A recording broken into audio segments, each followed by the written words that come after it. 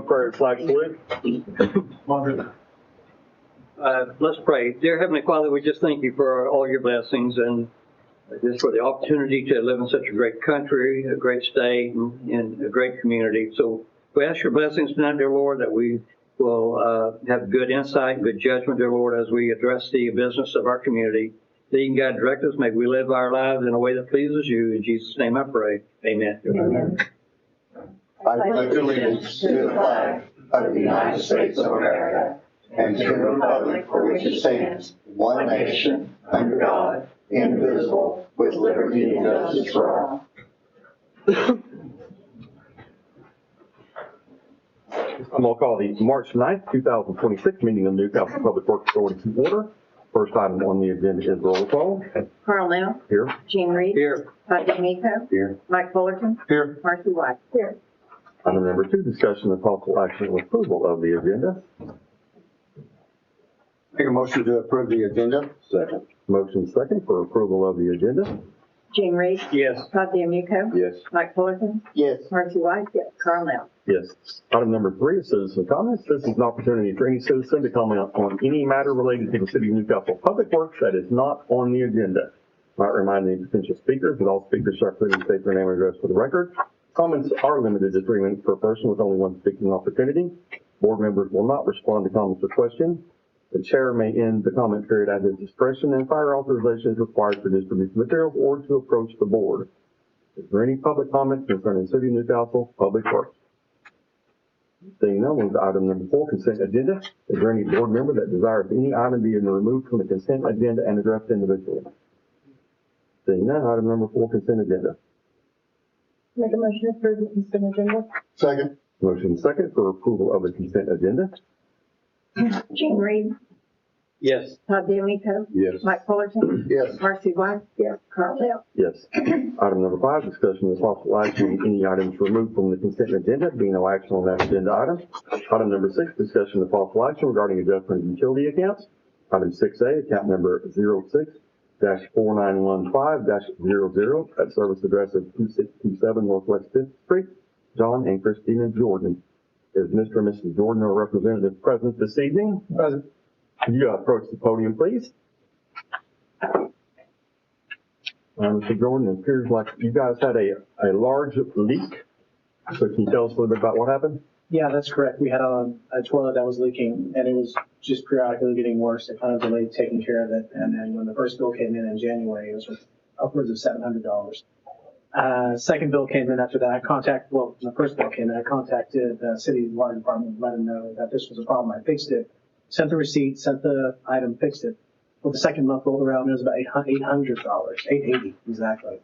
But it's been fixed. I talked to Courtney Bain, and she said the new bill is about $80 a month on average. So I'm just requesting that the two get adjusted back to the average per their recommendation, and then just the 2 bills get adjusted where it just gets sent back to us via a check form. So when did you repair that toilet? Do you have a date? January 12th.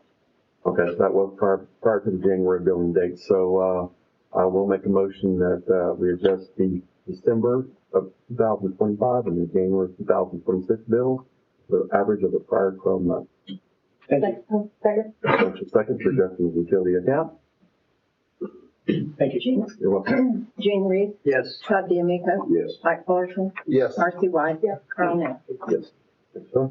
Item number 6B, account number 02-1095-01, surface address of 3313 North Country Club Road, Patty Manus. Is Ms. Manus or a representative here this evening? Yes. So I see you have a leak as well. Oh, boy, did I have a leak. Yeah. Yeah. Frozen water in an old, 70-year-old house. We dripped the water faucets and everything. The varnish up was fine. It was actually in the farmhouse and was the toilets and the washing machine. Because you clearly couldn't duct those. And then the plumber couldn't get to it, so he had to drill through the floor in 5 different areas. And so my repair bill was like $2,500. When did you get that repaired, Patty? He worked on it for a week. February the 13th when he came and gave me the bill, but he worked on it, found it the next day. Okay, so, The water, see, it ran underneath the house and we didn't find it right away because all the faucets were fine. when did he complete repairs? I'm assuming this bill of February the 13th. 13th, okay, very good. The reason I asked is the billing date's the 20th. I want to make sure we capture all of this in there. So, looks like it just all impacted the February bill. So I As will, far, because my average bill is about $50. yeah, so I'll make a motion to adjust the February 2026 bill to the average of the prior 12 months. Second. Motion second for adjusting the utility account. Jean Reed? Yes. Todd DeMeco? Yes. Mike Fullerton? Yes. Marcy White? Yes. Carl Lamb? Thank you, Patty. Thank you. Item 6C, account number 10-2794-03, service address of 1101 North Main Street. George Sauer, is Mr. Sauer or a representative here this evening? Yes. Hi. So we had a, Well, state your name. oh, I'm sorry. My name is Amy Wynn. I'm George's daughter. Thank you, ma'am. We had a leak at that property and we did not know it.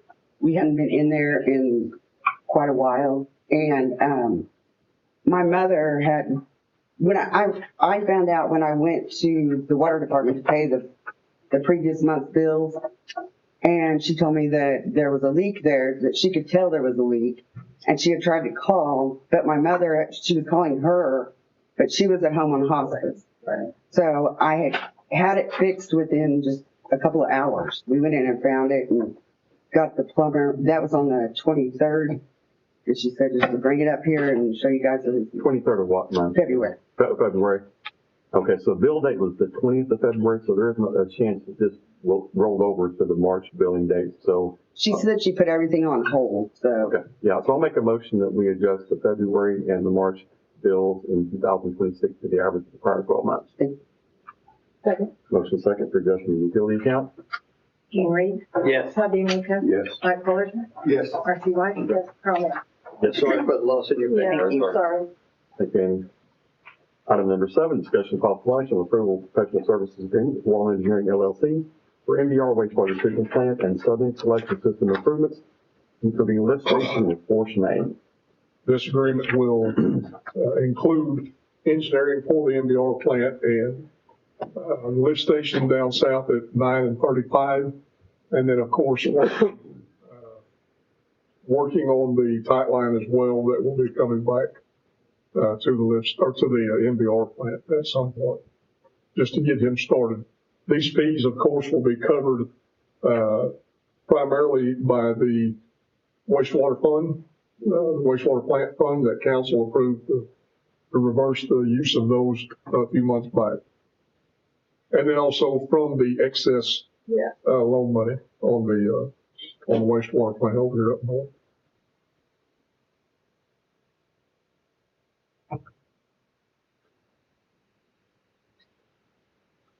And just as we did interview a second engineering firm on this. We actually advertised for it and we only got one extra secondary firm, and we did interview them. Not enough experience there to with wastewater plants to even consider. They were really knowledgeable, getting you have Well, the very inside good. out, upside down process. And, knows our system, do Yeah. other work for us, so I think that was a great. He answered all my rookie questions. Any other questions? Any public comments concerning this agenda item? No, that was an entertained motion. I make a motion to approve agenda item 7. Second. Motion second for approval of item number 7. Jean Reed? Yes. Todd DeMeco? Yes. Mike Fullerton? Yes. Marcy White? Yes. Carl Lamb? Yes. Item number 8, discussion of possible action on proposed alternatives for extension of water line along Southeast 32nd Street. Item 8A, extension of water main along Southeast 32nd Street to the east side of Pennsylvania Avenue at city expense, allowing resident at 3301 Southeast 32nd Street to connect on the east side of Pennsylvania Avenue. Or, item 8B, provide a temporary easement crossing the right-of-way to meter location on the west side of Pennsylvania Avenue, allowing resident at 3301 Southeast 32nd to connect the private service line to the water system at the resident's expense till such time as the water main is extended east of the property, at which time the property owner will be required to connect to the water main with relocation of the water meter servicing the property, or relocate meter to the east side of South Pennsylvania Avenue, provide extended city service, water lines from the existing water main to the relocated water meter. So when I sent out the agenda summary, I did provide a lengthy detail of the background information on this issue down on Southeast 32nd. And the primary issue down there is we had no residents that wanted to participate with the city in extending that 8-inch water main, or providing easement that we could widen the road at that time. The water main would have went on the south side of 32nd, while the road actually shifted by the survey and staking that we had done. It shifted considerably to the north, the further east that you went. So trying to get the water main on the north side of the road was going to be very, very difficult without a whole lot of extra easement. However, we had one property owner at the time that provided that easement on the north side and south side, 3 different properties on the south side that she owned. However, every other property owner down there did not want to provide easement. They did not want to participate in the materials cost for the extension of that water main. And quite frankly, it was not necessary at the time for the city to extend that main. The housing is sparse down there, of course, as you know. I think there may be 5 or 6 homes down there now, from Penn going east. So then we have, 2021, we have an individual that comes in and buys 5 acres off of the current landowner back then, and eventually comes to the city and says, hey, so what do I need to do to get water? Okay. At the time, we said, well, you'll be able to run water, and you got a private easement from that landowner that he bought the 5 acres from. Excuse me, and it runs to the west toward Penn. Should be able to let you put a line underneath the road to connect to there was already a meter setting over there on the west side of Penn at the main that did belong to the previous landowner who decided not to use it. This all gets very jumbled, so I'll try to explain it the best I can. So we said, well, there's a meter there, so you can connect to that meter. Is it on the south side of 32nd or north? North side. Okay, thank you. North side. So time went on. He did not build a house right away. COVID hit. Material prices skyrocketed. He was going to build it himself, be the builder on it himself. And then eventually, where we're at today is he decided to hire a builder to have it done. He has a family now of 3 children, or 2 children, one on the way that any time now. So he is ready to put a water line in. However, there are questions as to whether or not a private water line, private service line can actually enter the public right of way legally and connect to the meter on the west side of Pennsylvania. So these options is what we provided is either the city can extend that 8-inch main about 300 feet is what we have measured off to the east side of Penn. Then the property owner's private line would come out of his easement adjacent to public right-of-way and connect to the meter. Therefore, his private line would not be in public right-of-way at all. But that would be on the city's expense. Or we allow the property owner, or we tell the property owner, you're going to have to extend the 8-inch main. It's going to cost him to go to his property corner. Calculations from our water superintendent last Friday that I received is somewhere between $45,000 and $50,000 to extend that water main about 700-ish feet, maybe a little bit more. Or and this is my recommendation on this, and this is what we came up with last week. The city provides a city service line from the main to the meter. And that's a public line. It's in public right of way. Sometimes those lines are lengthy. Sometimes they're not just, 8 or a 10-foot section of line. They could be 20, they could be 50, whatever it may be. Our recommendation is to provide that public service line from the main. It will connect directly to the water main. on the west side of Penn, south side of 32nd. It will run underneath Pennsylvania Avenue, come straight out to his private easement that abuts the right-of-way on the east side, set his water meter on the east side of Pennsylvania, right there at the edge of the public right-of-way and the private easement. We tie in our service line. He ties in his private line to the back side of the meter, as is done with all water meters in town. And that line runs all the way to his house. The city has no responsibility for that line whatsoever. It's not in public right of way. We have the public line that goes underneath Penn over to the main. That is our recommendation. It's the most cleanest way of resolving this issue. It's a public water line in a public right of way with no private water line in public easement. Just curious, not germane to this, how long is that private line?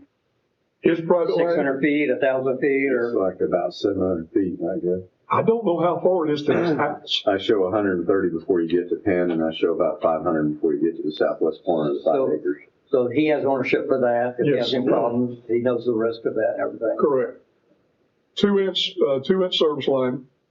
Now, the property owner has already he's already installed a 4-inch sleeve underneath the roadway. It's already there. Yeah. The pipe has not been installed at this point, the actual water line. He bored the roadway. He put in the pipe. The property owner would be required to bore that roadway anyway, even if we were doing a public line underneath the road. That's the precedent that has been set here for a long time after speaking with the water superintendent. So at this point, I think he has met his obligations as the property owner. All we need to do is pull a 2-inch line through that sleeve and connect him, and we're done. And where's that gonna go? I'm trying to envision it again. Maybe we could, can we get the city map up that shows the parcels? I've got it here, but I don't know. It's a good visual to, yeah. Marcia's got it. Yeah, it's tough to understand down there. It is. The map is really good. Yeah. The map also shows location of wells, existing wells. Yeah, I'll do it. It's the, Will he have to go under two roads? They have to go under 32nd Street and North and Penn? Just Penn. But I thought you said the meter current, we'd go to the north side, and he would just have to go. It's all on the north side. Okay. All of it will be on the north side of 32nd. so there's nothing on the south side of 32nd? Nothing on the Okay, I south. thought I heard that. Okay, that's No. right. Down to his house. No, it's on the north side down at his house too. He's building on the north side. Oh, okay. Okay, so lines on the north side, potential lines on the north side, houses on the north side. Correct. Okay, so I'm tracking that now. Yeah, there we go. There we go. Okay, so then say again, can you say it again? What I'm seeing? We need to go over to Penn and 32nd.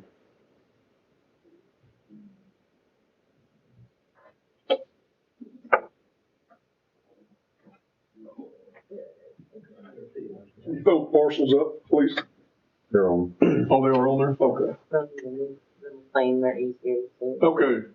Over a little So, yeah, scoot it over to pull it back towards your right, just a little bit. There you go. Whoa. Okay. The water main dead ends right about in this location. So Pennsylvania jogs over to the east. Oh, yeah. As you come up Penn here from the south, the water main dead ends right here. It's an 8-inch water main. Here's Pennsylvania Avenue as it continues north. This is the property across here that he has his private easement in. This is actually the property owner's land where he's building. So the service line that the city would run, the public line, would come from this main right here, come around the corner, cross over, and it would dead end right here in the public right of way where we set the meter. His private line takes off across his private easement over here up to his home to serve his home. 2-inch line all the way. Does that benefit us having that water over there anyway, on that side of Pennsylvania? The water main would, yes, of course, at some point. I mean, we're not going to extend it. No, but it doesn't hurt us to have it there. Right. So you're saying 8-inch from where it ends now to the corner? underneath the road. We'd go 8-inch under the road to the corner, and then he would go 2-inch the rest of the way? No. We would do a 2-inch service line, Oh, and then he would take off with a 2-inch behind the meter. Okay. Or we would put that 2-inch in the existing pipe bore. In that 4-inch sleeve, yes.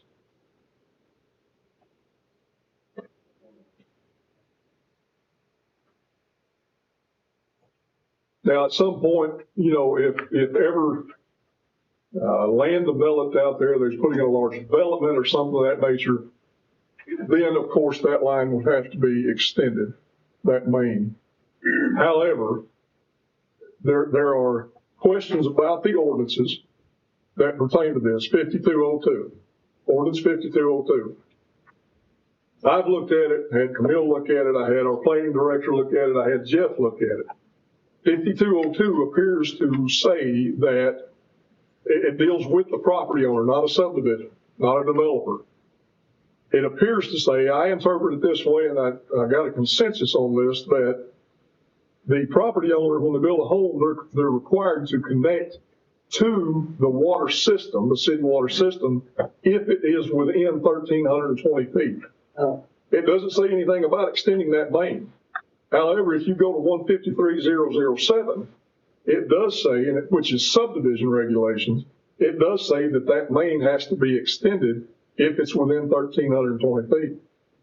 So there's two different things there, and I think that ordinance is written that way, and I interpret it this way anyway, that to not put that much of a burden on one single homeowner, but rather figure that in, and a developer can include that in their cost of lots, or whatever it may be. but does that, but it's not a subdivision though, right? It's an individual. It's not, that's correct. So how do we, sorry, I'm trying to look that one up. Is it 153.007? Yes. Okay. So you're saying it doesn't prohibit, it actually somewhat encourages us to enable him to connect. That's correct. It doesn't discourage us from doing it. It actually enables us to if we want to.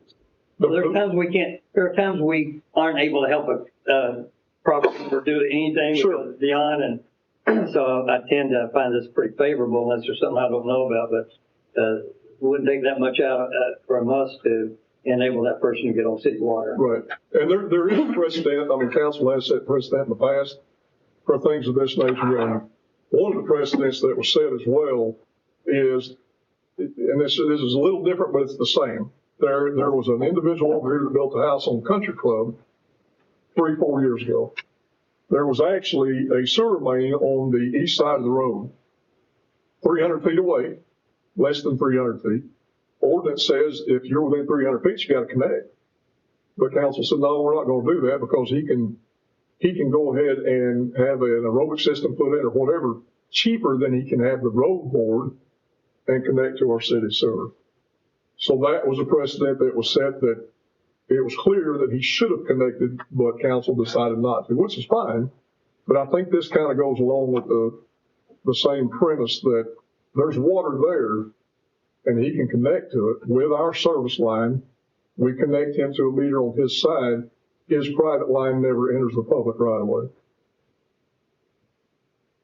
I guess the first thing goes, what's going to happen when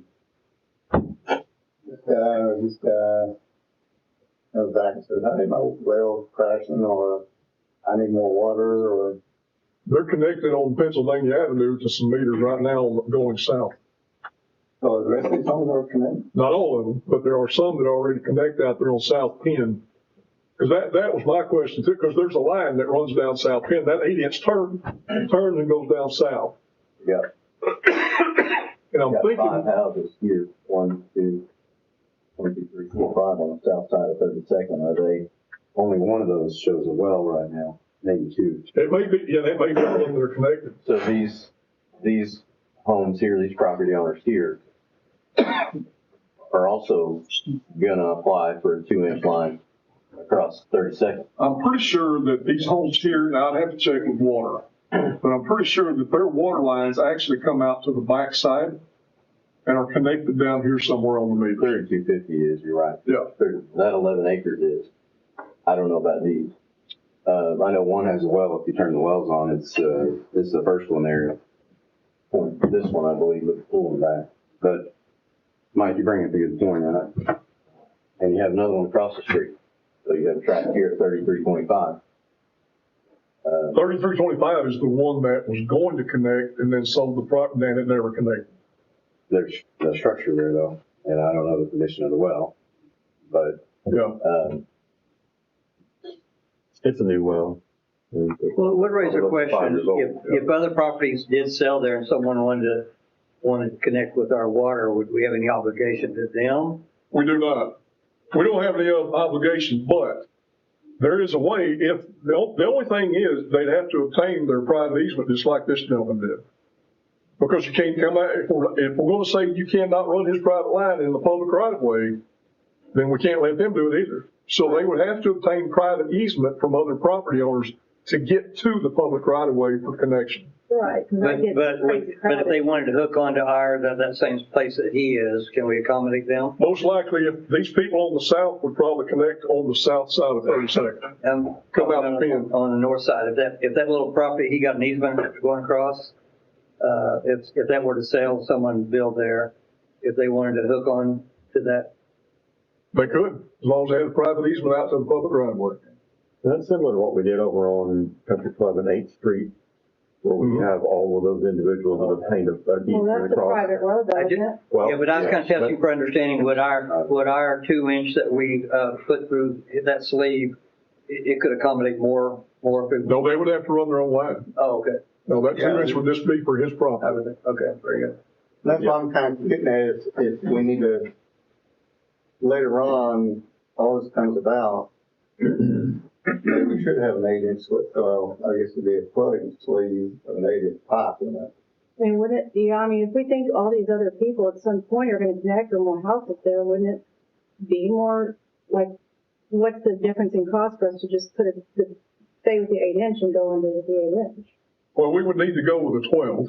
Or 12, okay, yeah, I mean, just, bigger than you two, I mean, what's on, Kevin, what's on 32nd? What's the water line on size on 32nd? It's 8 inch. It's 8, and Pennsylvania's 8? Yes, So why wouldn't we just extend to 8? because section lines call for a 12 in the ordinance. We just gave a pass to Republic Armstrong Bank the other day about the water line up there for that development, because there wasn't 12-inch up there on the section line. So why wouldn't we give ourselves a pass on? We could, I mean, it's up to Right, I mean, council, sure. Right, I mean, why would we hold ourselves if there's no other 12-inch? But yeah, Marcy, I think what you're saying, is why wouldn't you bring? Yeah, I mean- You could, I'm not saying, I'm just saying, if this is 135 feet and this right of way is 16 and a half each side, you only have 150, 160 feet to bring an 8-inch line instead of. what's that difference in cost? I don't know what that is, I don't know. I mean, I would say, Looked at it, but- it's the same thing, we're already boring, we're already doing this. Well, we're not boring more already there. Boring. And is this something that, Yeah, it's not big enough. Yeah, it's already there. Well, But for the 2-inch line, we're looking. But one of the questions is, do you allow a private service line in a city right of way? But what we're doing would not be doing that. But you're gonna be setting a precedence that you've extended water for one homeowner and you can't extend it for the rest. No, And we then the can't. other homeowners, we're gonna run another 2-inch and another 2-inch and another 2-inch. We can, but I mean, you can You know set, what I mean? absolutely, you can set a That's- meter bank right there where this guy's gonna be. We could, and then if all 6 of these folks say they want water, then we ran 6 times 2 Well, inch. if all 6 of those do, we run it out to South Penn, not the same location. Well, how would they get across South Bend? Private easement, just like this guy. But this isn't a private easement here, this is right of way. So if I'm this homeowner right here. They'd have to get to a private. If I'm the homeowner right here and you've allowed it to come across here, now granted they have a private easement here, Right.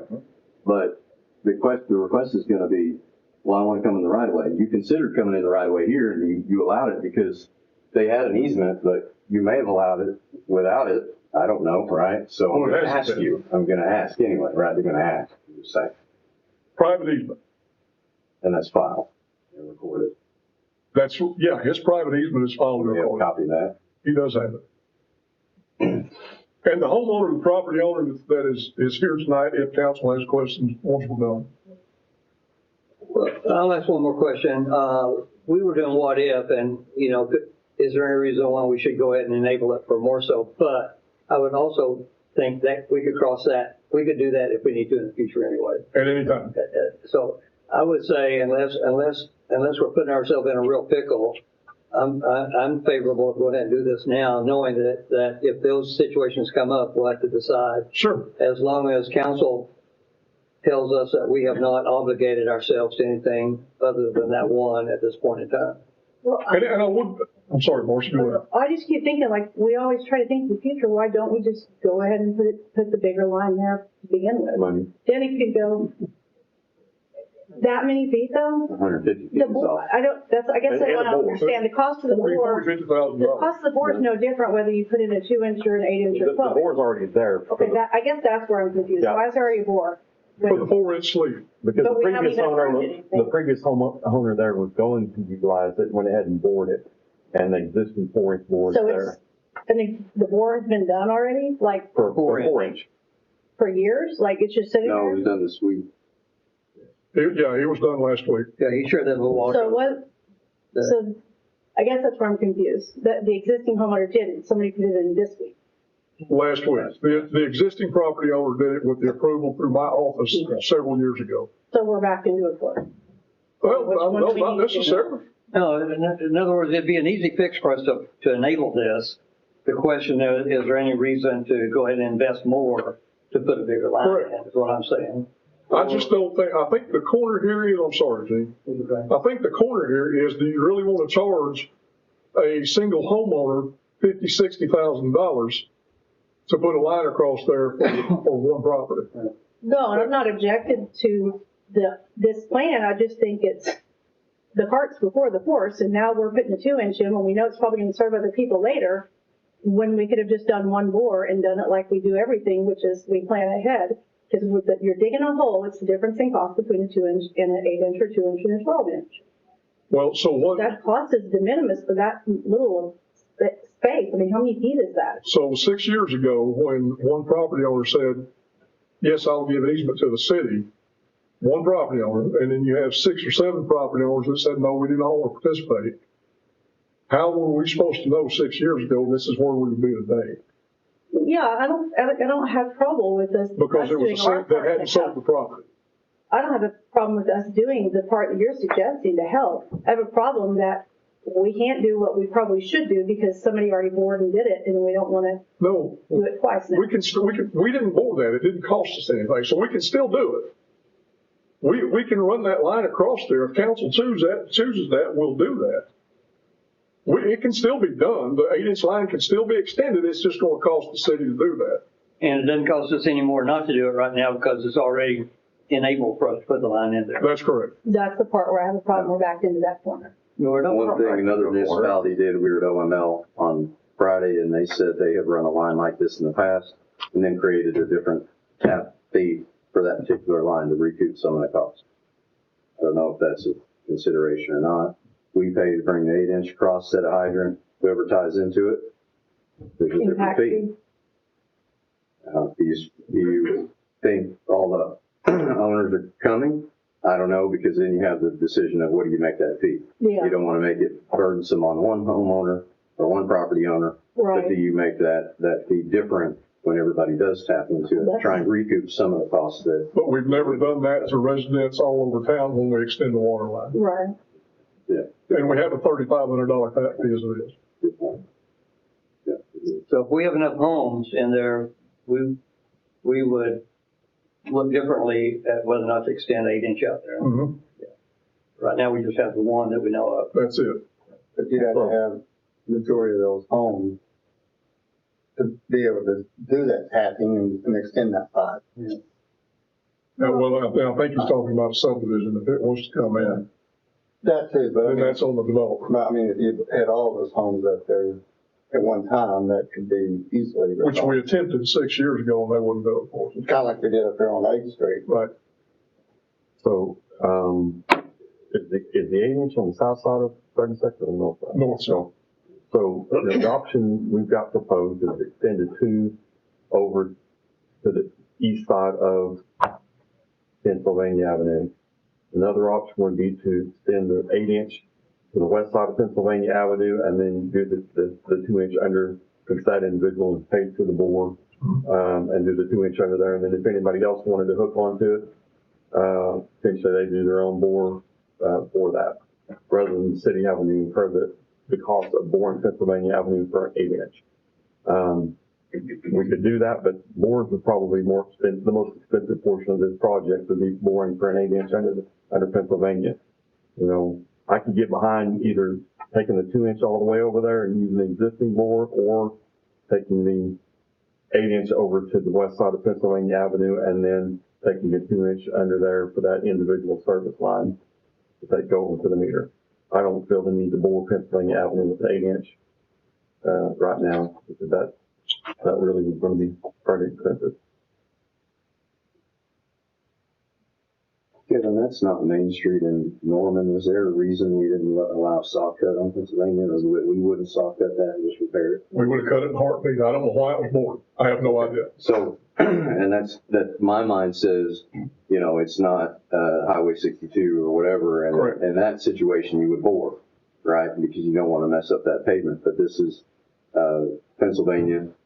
We all know the We would location. trench cut it. I would trench cut that, repair it, and replace it. So if we were going to do an 8-inch line, why not? Why would we have the expense to bore it? Why wouldn't we just trench it and do it? The pavement only goes so far. It's very short. You're right. And this And you is get to gravel on one side. That's correct. And it's actually gravel here, from here to here. Mm-hmm. Is it gravel here as well? Yes. Yes. So I'm It could not be sure cut. why we bore a gravel road. Or we'd have to be cut. Yeah. Yeah, Yeah. I didn't think about that. Now that you mentioned I seen Street. So we're looking at saying. valve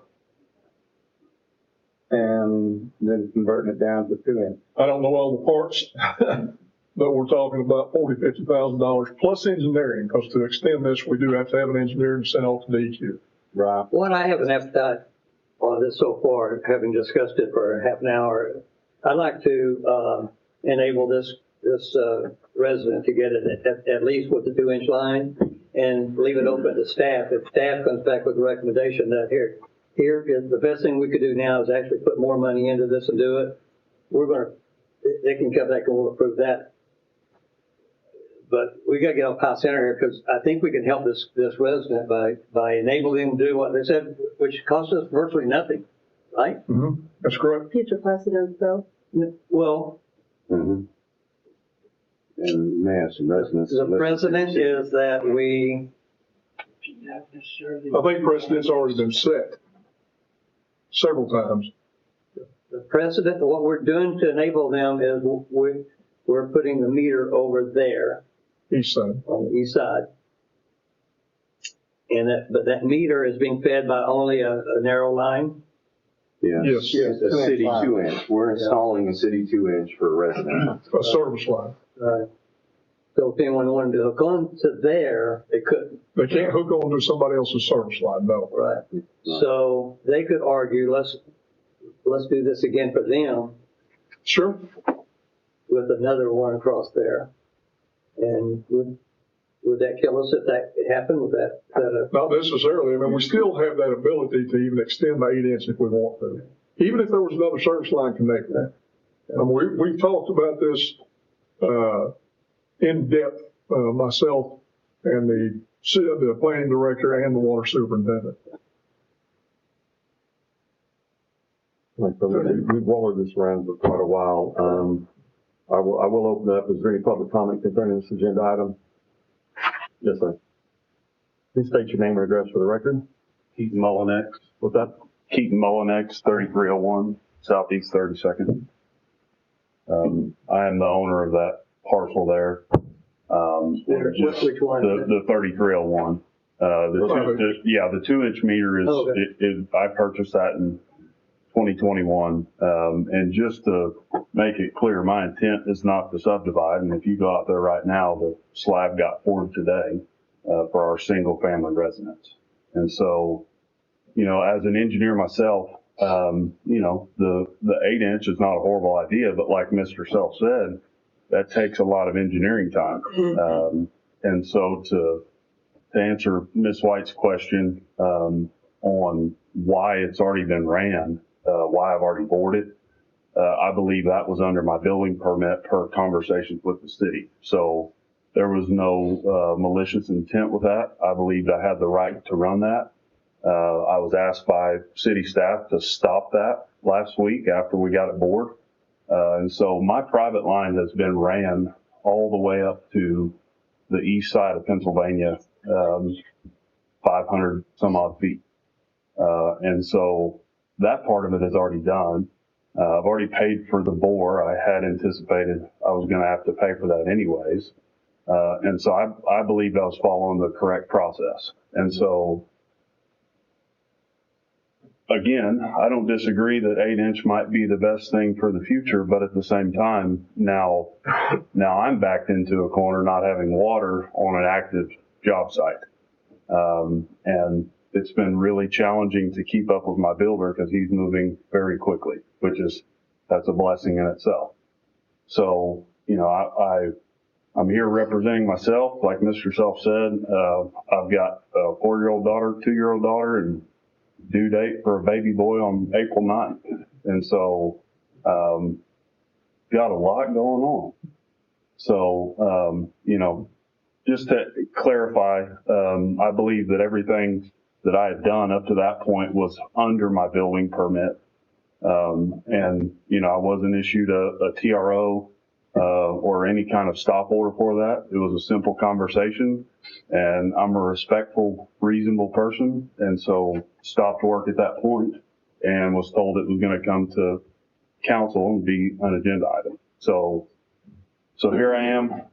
Like I said, slab got poured, active job site, and I'm really needing that water to come across 32nd in a 2-inch line. And then, you know, the future of what's out there, I understand that's a concern to council. Then if you look at the other side of 32nd, the south side, to answer your question, they do have private easement through the back, through the south side of those properties that the previous landowner gave them. The status of the well at 3325, I spoke to him, and it's perking about 13 to 15 GPM. And so he's rocking along pretty good. And then I think they attempted to punch a well at 3404 or 3432, and the terrain, that's just a little further up the hill, and it was perking maybe 2 GPM. So it wasn't a benefit to them. So it for my comments. Any questions for Mr. Mullenix? All right, thank you, sir. Thank you. Any additional public comments during this agenda item? Just please state your name and address for the record and get quoted. Olivia Snow. I own the corner property on the northeast corner of Penn and 32nd. I want to make sure, I don't think Mr. Mullenix did anything wrong. I think, you know, he was told by the city he could run a private line down there, and he, you know, was doing what he thought, you know, he could do. My question is, if we run a 2-inch line, a city line from our current line over to him, or I'm sorry, over to the east side of Penn and set a meter, then what about all the rest of those people? Are we going to run, how far are we going to run a 2-inch line to them? Because we have the 16.5-foot easement. The city was saying we don't have easement, but we have an empty utility easement on 32nd on both sides of the street. So a city, you know, are we going to run a 2-inch, how far are we going to run a 2-inch line for the person at 3325 who has dirt in their well quite often? And the people, you know, the other people down there on the south side of the street. I know why he didn't drill a well, and it's because you can't get water over there. So he would probably spend money to drill a well over and over and over, and it wouldn't work because most of these people have that problem. And so I'm fine with the city making any sort of special permission, you know, to get water to him so his family can be there. But I don't know why we would, I don't mind, but if we run a 2-inch line to him, the city was saying we wouldn't let the next people do it because they don't have private easement, but they don't need private easement. The next people could, are they allowed also to run a 2-inch line from any of the other 9 or 12 other properties? Are they all allowed to run 2-inch lines down to that same property in the public utility easement? Because I know 2 houses that are watching what happens tonight. who are coming next.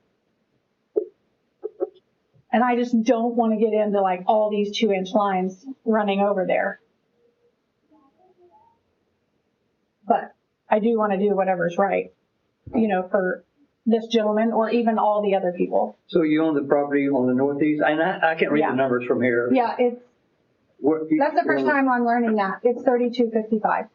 Is that the one right there on Penn and 32nd? Yeah, Okay. yeah. So I own that corner, and it actually wraps around, the other people. So it's on the east side of 3325 as well. We're just farming it at the moment. But, we're going to have, how many 2-inch lines are we going to let? Because, we'll have a couple more on the next city council. Well, Mayor, and rather than address back, let me ask him a question with you Yeah, go there, ahead. if I may. But we will always have that option. If more needs come, our solution still could be to take 8 inches over to that meter. To that meter, and we're not proposing taking it to this property through city right away. We're proposing taking it to the east side of So Pennsylvania. nothing would keep us from doing that. So if these other situations did come, like, hey, we want water too, then we would probably feel obligated and be willing to put 8 inches there anyway, eventually.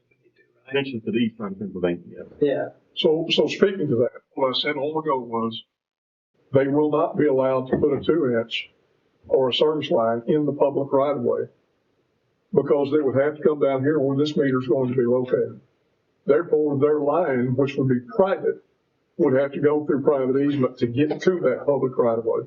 We wouldn't allow a bunch of 2 inches down the public right of way. That's what we're saying. Okay. If we're going to do that, we'd go with an 8-inch. Are we allowing one to go in there now? Yes. We're allowing one to come underneath the road into the public right of way that connects to his private easement. But his connection is actually on the edge of the public right of way, and then private easement to his property. Correct. So he would have the city would lay a 2-inch line effectively from where it's at, 200 feet, which would go across Gary Thompson, go across the road and come onto me. So the city would extend a city line 200 feet and then set a meter. So are you going to extend everybody in the public easement 200 feet to set a meter? And how far? 200 feet. I think our ordinances probably need a rule of how far we might go. Are we going to go 200 feet or 1,000 feet? Well, I think what we would do is, like I mentioned, we would potentially, if there was additional demand, we would potentially extend that 8-inch over to the east side of Pennsylvania Avenue. And that's it. And then it would be up to the landowners to be able to connect to that. Now, like Kevin said earlier, the city made an effort to extend a water line down the south side and we could not get agreement from the landowners to provide easement for the city to allow to do that. The 16.5 foot isn't a utility easement, it's a road and utility easement. So we've got to put a road, which we would like to have at least a 22 to 24 foot road in there. And then we have to have drainage and utilities. Right. So 22 or 24 foot road, 24 foot, that gives us a total, 7 foot to divide between drainage on both sides of the road and utilities. So there's no way that we want to try to squeeze that in. That's why we were looking to get additional right of way to be able to put a water line in. So if that happens, if there is a demand, I think the city would extend that 8-inch over the east side of Pennsylvania Avenue, and then it would be up to the landowners or the council at that time to determine how they wanted to move forward. Everybody gave that easement. The only person that you don't have that from is me, which I have said I will give, and also Mr. Mullinex, which I know he wouldn't care to have a water line come over. But everybody gave what easement? On the north side of the road, the agreement was when I bought that property that 50-foot easement would be given. And that was agreed to when the lot split was done here on public record. So that means that's agreeable from the stop sign across all the pieces that I own on the north side of the road. Because when I was buying that, Kevin told me that we've had that problem not getting easement from everybody. And I said, I'll do it. I don't want us to not have water or sewer or natural gas. So I don't have a problem getting that on the north side of the road. I know we'd love to have For the roadway. Or the water or the sewer. Well, we discussed roadways because, as I said, that road shifts so far to the south as you go further east that it would take more easement to get the water line in on that. So that's why we wanted the water line in on the south side. 'Cause he And that mentioned- was explained as well. Yeah, he did mention to me that we didn't get the water or road easement, either one, on the south side of the road, and too many homeowners have bought since then, and you've got a few that don't want to do it. Ms. Snow, I have a question. But I don't for you, mind though. giving whatever is needed, if needed, on the north side of the road, but I'm just saying. Ms. Snow, I have a question for you. I thought when you did your development or your slot split here, I thought you gave 33 and a half here, and 33 and a half along the east side of Pennsylvania. Is that Well, true? the previous landowner did the lot split and then just sold me what was already done after the lot split, so I didn't have a chance On your to give survey, don't anything. you have a strip here to give 33 and a half feet? I have, It is over. You have also promised to give 33 and a half feet along here. well, I wasn't, the Okay. other landowner was, and she didn't do that to Okay. y'all before she sold it, but she verbally said she would, and I own the land now, and I would definitely do that. That was my next It question. didn't, she didn't do it. So you're saying you would give an extra 33 and a Yeah. half feet, which would make it 50 That's feet what we have now. of right of way, Mhm. which can be used for So I utility brought- or street. Yeah, I brought it right now. So I have 508 feet worth of, the water line is 149 feet west of Penn. right, And then I have 508.37 feet worth of frontage. from here to here, Yes, sir. right. And then Mr. Mullinex And obviously has so if 300. Mr. Mullinex gave another 33 and a half feet here, we would have 50 feet of right of way on the north side of 32nd all the way to here. And the other, it's already there on the other one. So you would Yeah. actually have it all the way to the dead end. No, No, it's just the 3225. Oh, okay. So I have, right now, on my piece, we have obviously the 16 and a half that comes with being on a section line. And then we have an additional 33.5 feet worth of private easement that went to Mr. Mullinex, giving him a total of 50. Right. I don't know. Right. That would be the private but you're easement. saying you dedicate that strip to the city. Right. Well, unfortunately, doesn't help me out, but if I'm right here on this, Mr. Martinek has already purchased or given, Yeah, he was, was given or purchased his easement. that easement. That's a private easement. And if we end up having to take He it, could have signed it if he chose to. right, He wanted to sign it over to the city. It does, it does, sits right here, am I correct? Sits across the front of So Ms. that's Snow's property. 50 feet of easement given on my property already. However, Ms. Snow's saying, I will record 33 and a half feet here and here and here to the city. but we'd have to have And this. then the easement isn't an easement anymore. It's Right. the city's right of way. So that is a Which, benefit. I don't know if he's allowed to run in that, if it's a city right away, if his personal line is allowed So- to stay there, or, Well, and you have an easement over top of right of way, so I guess you'd have two things. So he'd technically be allowed in his easement. I just know we Right. have other people who need water, not want, need water. One question I do have, and I'm sorry, I should have asked while he was here up at the podium, is would he grant 33 and a half feet along his front? But I'm out of order at the moment, so we can ask him to come back up in a minute, but just trying to clarify that. I know, So this would allow, if they had, everybody had the right of way, donated on the opposite side, north side. Everybody on the south side, run their lines on the north side, and then cross under the road. Yeah, or cut it. I just learned that.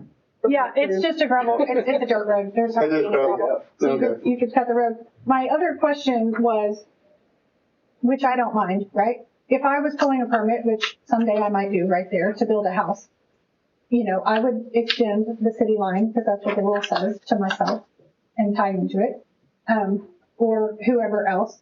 If we don't get the city line far enough and you let everybody, have private lines, which is what, then the people at the end are stuck. They can't afford to get a private line that far because we kept giving everybody special permission and they can't get water. So they're kind of like stuck. That's what happened to all these houses on the south side of the road. They had to try to run private lines up the back to Penn because there was no easement on the front. and Ms. Snow, you made a comment about 3325 and 3404. Have you talked to those landowners about their well and their wells aren't performing? Is that what am I saying that right? No, I was told by a company Okay. I was told by a company that I called today that one of them is not performing and the other one is also has dirt in it, and that they would also like city water, and that they were watching to see what happens. Councilman, it was the planning director confirmed just a little bit ago, with water superintendent, that they do all have private easements on the back side of that property that run lines out to Pennsylvania. So there's a whole group of meters on Penn for all of these people on the south side. Mm-hmm. So now, that would be somewhere, for all these people on the north side, but that's gonna, hypothetically, I don't know if we're allowed to put I think Kevin said no, the 2-inch personal line in the city easement. And that's what we're not, by those private easements, that prevents that. So how many times are we as a city gonna run 2-inch lines, to the people? Or how many lines, that puts everybody's meter. It fills our 16.5-foot easement with. So we're not putting anything in that 16.5-foot easement, like the most we would do. You're doing the 200 feet with a private line. Right, but what we would likely do if there's additional demand is then go ahead and put the 8-inch over to the east side of Pennsylvania. Right now, we've got an opportunity to quickly solve an issue with no engineering, much cheaper, no ODEQ, and get this solved. Eventually, if there's enough demand, we can potentially put an 8-inch over the east side of Pennsylvania. We can have a similar situation like we had on 8th Street, where then those individuals, if they want to bring a water line, they can obtain a private easement and get to that 8-inch. Okay. Or they can extend the 8-inch at their expense on down the road. And if they extend the 8-inch at their cost, they're running across, hypothetically, those of us who didn't extend the 8-inch because we were given a variance. So they're extending more 8-inch than they should have. Because technically, whoever built between now and then should have already done it. And now they're footing the bill. They might not be able to afford it because look how high we give them the opportunity. They can put a 2-inch service line in the utility easement. Not in the city's easement, in the private easement. But what if they don't? What if Mr. Mullinex and Mr. Crane don't give that? Then that's their option. That's what we did, like I said, on 8th Street. That's what we set the precedent of doing. Those individuals obtained a private easement to get out to the city service. Last question. How many people do you need for this to be demand for you to get water to these people? Hypothetically. All the homes would have to participate. Okay. There's no reason to run it halfway. I mean, we would want to run it all the way to the end of the roadway. Okay. And that's what we did, like I said, about 6 years ago, was ask every single property owner. But some of them are already on water. Some of them are already on water. So how would they participate? Because they're already on water from the back. You mean that they're native? Well, that's a good point, right? So if we're running private lines down private easements out to the right of way and putting in meter banks, then why do we need to extend the line? Mm-hmm. Well, that's if people give them the private. I don't think anybody's willing to give any more private easements. Their yards are getting full of lines that are not marked. The problem was they have trouble digging their fences or whatever else because they would have all these private lines and they're not marked, and then they cut them and they got to repair them. So, I don't mind if, I don't mind if we make special permission, if that's the case, I'll take the same special permission. You can run me a private 2-inch line over to my corner and I'll have a meter. And you'll have 2 other people next month. We'll run you a public service line, not a private line. Perfect. In the private Which is no, in public right of way. In the public right of way. That's right. And then you will take your private line to your property wherever you're going to build. And at that point in time, if there's enough demand, it would necessitate an 8-inch line. But like I said, that's a lengthy process. Yes, sir. With engineering ODEQs.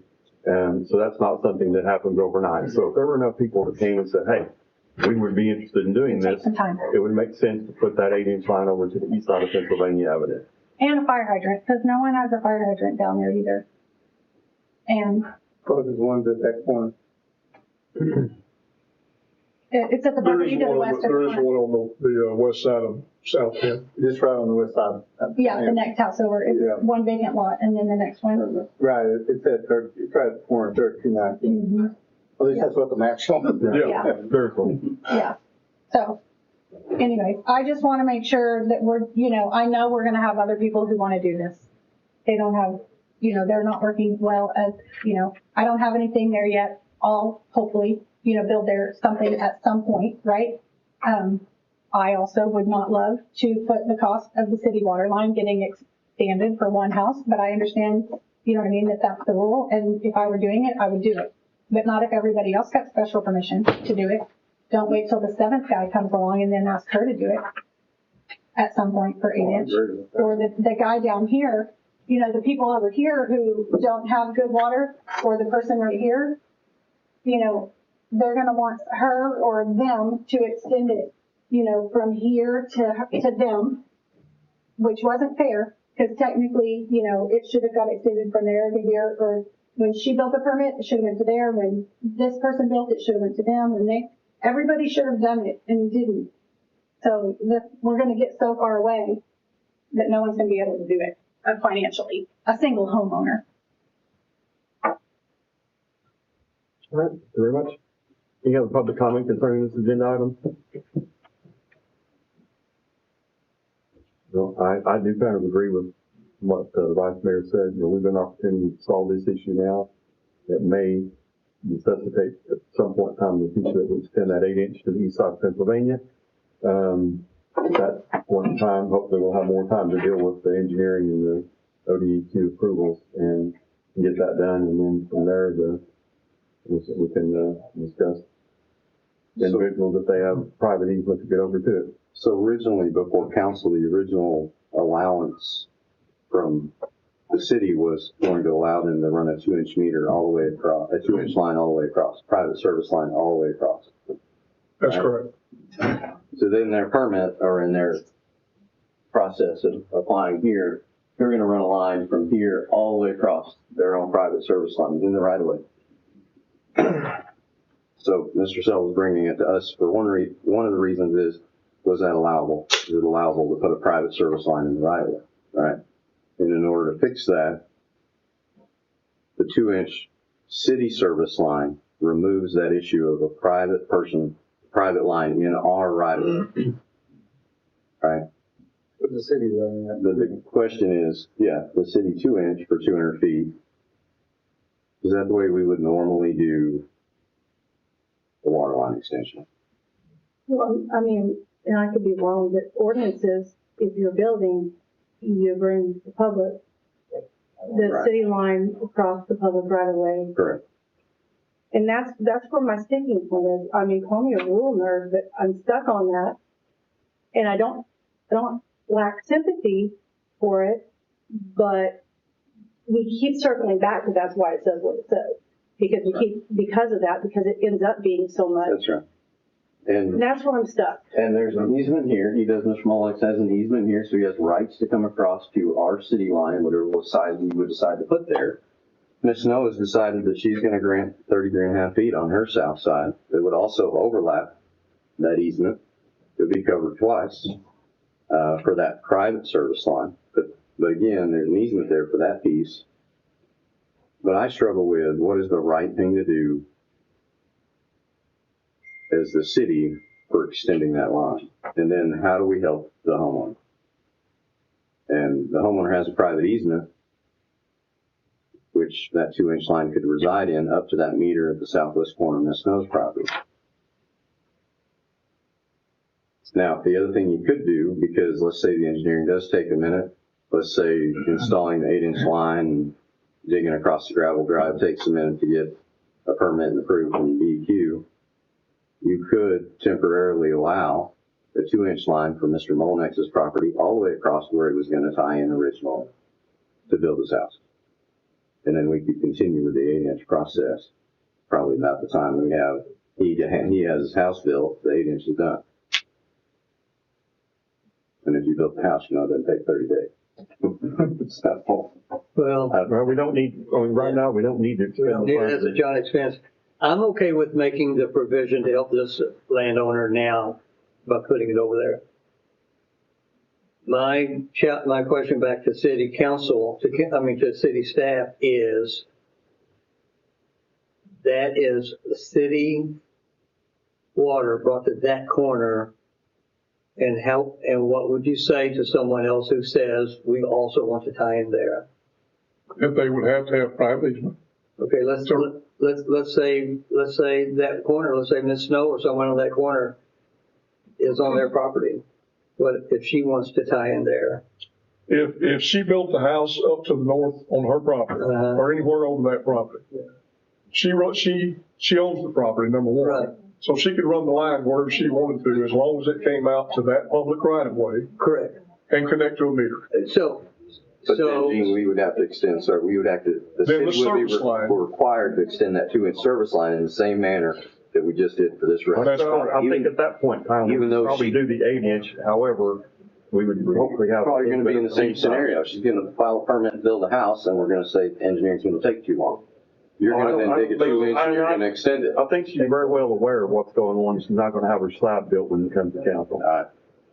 Well, but you have a lengthy, like you said, process to do that 8-inch. In 90 days.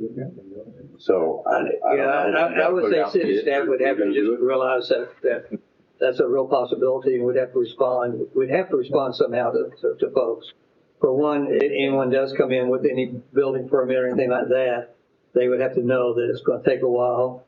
So what I'm trying to understand here is I don't see what the problem is, because if she ran a 2-inch line, he's running a 2-inch line, she runs a 2-inch line for service. Under the road, just like he did? No, over to the right of way, where he's going right now. Yeah. We run 2 service lines to serve him and to serve her. Okay, we could do that. Sure. You could run a second 2-inch line over there. That's right.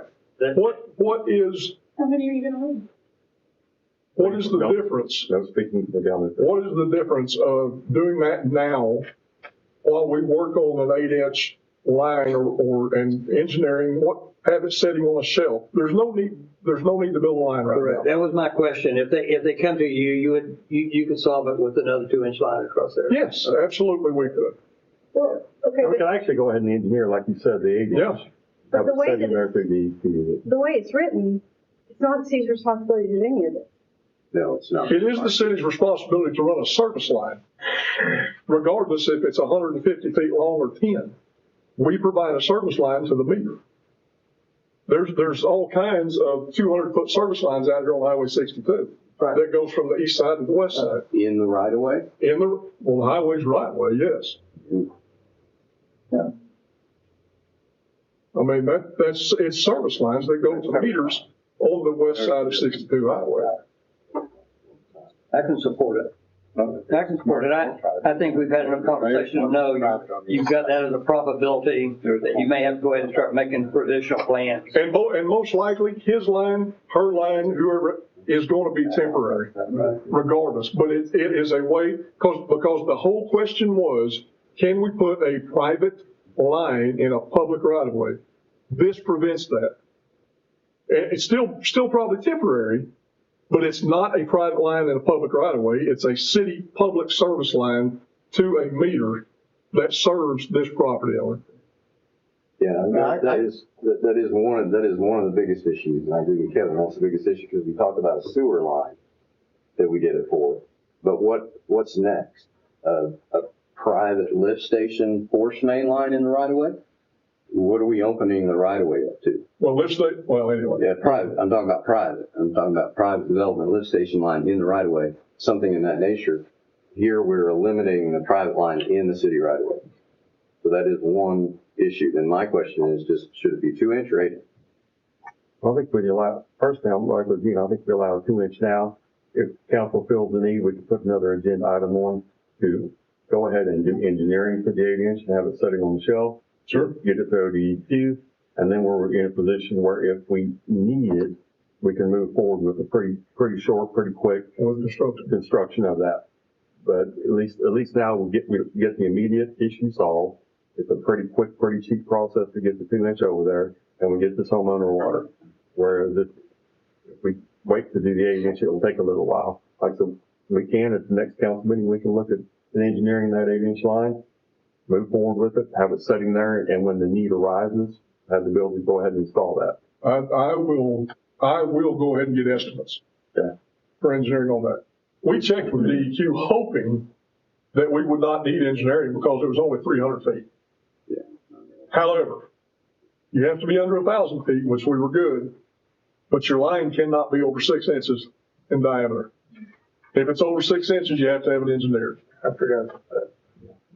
Well, so there's an actual question. It's 185, 200 foot of dead end line. What else are you going to do with the line? We're probably not running it another 1,000 feet east.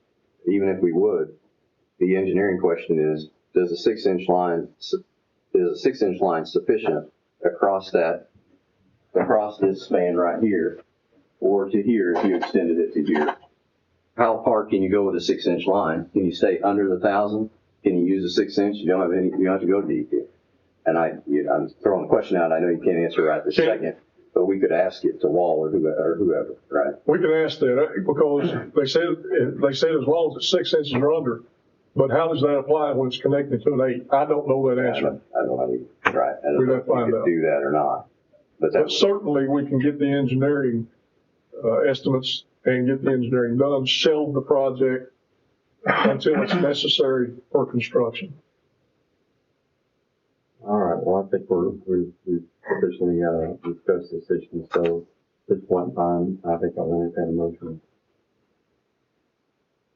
Well, I'll go ahead and I'll make the motion, especially in light of the fact that we haven't done this without a great amount of discussion and anticipation for many of the contingencies.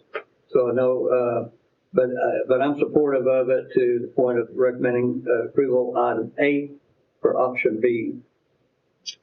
B or C? Oh, C. Sorry. Gene, I'd like to suggest adding in writing that we would afford Ms. Snow the same 2-inch line across to the southwest corner of her property in that. Well, I don't think we need to pull out any individual, but if you want to say any other individuals that would request that, I wouldn't have a problem with that. But what if somebody on down the road requested it and had the private easement to get across there? So that when we call out one individual. You want to call out just the property itself? Because that's the only property that's the only property that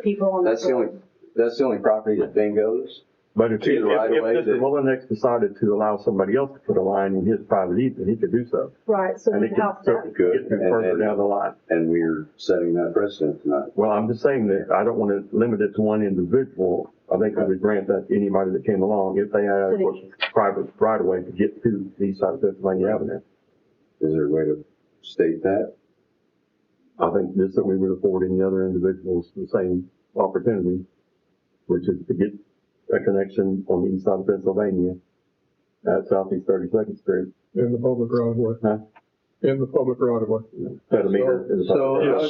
So the motion would be to approve item 8C, with the enabling any other additional potential, connections, providing they meet all the right-of-way requirements. How would you articulate it? I think so. Yeah. Providing, so. The city would extend a service line through the right of way. Yeah, we provide the same connection to any other individuals who had private easement to get to that point. All right. Can you Get that? Yeah. Yeah, I got it. all that? And not part of the motion, but then Kevin will be, we can put this on the next agenda. Yes. And then you'll have some estimates and we can look at deciding whether we want to go ahead and move forward with engineering. Yes. On that. And potentially get an 8-inch over there to facilitate better service. Have a motion, have a second? I'll second. Motion is second. Approval item 8C with amendments. Jean Reed, Yes. Todd DeAmico. Yes. Mike Fullerton, Yes. Marcy White. No. Carl Ness. Yes. Item number 9, discussion of possible action to approve purchase of new 2026 Ford F-150 4x4 Super Cab. Super Crew Cab for the Newcastle Public Works Authority state contract class. No action on that agenda item. We will be going a different direction on that. Item number 10, monthly treasurer's report. Hi, everybody. We are reporting on February, which is the 8th month. Sorry, I'm trying to read this. At this point, at the end of February, our ideal execution rate is 66.7%. So a quick rundown of where we are for the general fund revenues. We're sitting at 70.7. Expenses are sitting at 67.1. That puts us to exceed our budgetary amounts in revenues, but our expenses are just within. For the capital improvement tax fund, we're sitting at 69.1% in revenues. Expenses are at 48.4%. So there again, we are exceeding for the revenues and expenses are still less. The NPWA finished the month at 58.9%. That is due to the project with OWRB going on. If I were to ever pull those out, maybe I will next time for y'all pull those out and give you true percentages without those. Maybe that would be more beneficial. But this is how I have to report it at this point. Expenses are at 72.9%. So the revenues are less than expected budgetary now, so while the expenses are more. Fire department tax fund brought in a little over $901,000. That covers 55% of what we spent to operate our fire department. For the wastewater treatment plant fund and the meter loan, those are the same as last year with our last report, with the exception of we did make our semi-annual interest payment. The payment, at least for the wastewater treatment fund, $711,000 that went to principal, so that was about half of that. Sales and use tax came in at $919,000. $684,000 was sales, $234,000 was use tax. We end February 3.7% higher than where we expected to be. However, February 2026 was 0.7% higher than we received in February 2025. The overall receipts were higher last year by 1.5%. That's where my power really is going to go. I do want to let you all know we have received a letter stating from OEJ, just in case you've noticed that or you feel like the use tax wasn't where we thought it was going to be. A few months ago, we received a letter from Oklahoma Tax Commission identifying a discrepancy that was put forth by EOG. We had to pay them back $90-something thousand in use tax. OTC did break that up into a little over $23,000 a month, and I believe this month was our last month paying that. So the last 4 months, we would have had about $23,000 and change more. What was the discrepancy? What happened there? The letter said that EOG paid use tax when they didn't have to. And I did contact Mr. Francis about this after I went to Kevin about it, and he confirmed that they did investigate it. It was over a large period of time. It wasn't just recent. So when they did all their computations, it came back to almost $100,000 that we had. So the whole company finally paid us more than they had to. Yeah. And now they're getting it back. They did ask for interest. Our quarterly CDs did happen in February. That came up to a little over $7,000, and the monthly CDs were a little over $4,000. Just a quick rundown of our balances in city fund. General fund is $1.7 million. Capital improvement tax fund is a little over $2 million. $1.168 million of that is 70%, $951,000 is 30%. Economic development tax fund is a little over $38,000. Cemetery care fund is almost $52,000. Parks capital improvement fund is a little over $236,000. Admin and technology fund, $167,000. Grant cost share fund is almost $2 million. Transportation impact fee fund is $198,000. Of course, we still have the OEG fund with a little over $8,000, and the PPSF fund with $2,800. On the NPWA side, public works is sitting at almost $1.7 million. Water impact fee fund is almost $1.4 million. Wastewater impact fee is $1.2 million. Water impact fee is $1.4 million. Sorry. Wastewater plant fund is $6.4 million, with the majority of that in CDs at this moment. The MMR fund is $212,000, and all funds combined, we finished the month at $17.5 million. Do you guys have any questions for me? Okay, thank you, Jean. Item number 11, general manager's comments. Just real quickly, the sales tax money that basically is coming in from, that will be coming in, is coming in from Bronze and Taco Bell down on Highway 9. It has been discussed 6 months ago or longer, while they were still in the building phase, that once that tax began, we need to make sure that we're collecting that and storing it back to help us with the NBR plant construction payments, things of that nature later on. So that's what we're doing. Jeannie is holding that back within NPWA. What I had considered though, I was actually thinking about this over the weekend. Hadn't talked to you about it yet, but what I'm considering is to take that money and go ahead and put it in that wastewater plant fund. That way it is directly into, rather than just sitting out there in NPWA fund balance. Mm-hmm. I can do that. So we make sure we collect that, so, or capture it in that area. And you're gonna capture a portion of that, right? Because in our sales tax, how our sales tax is divided. 2%.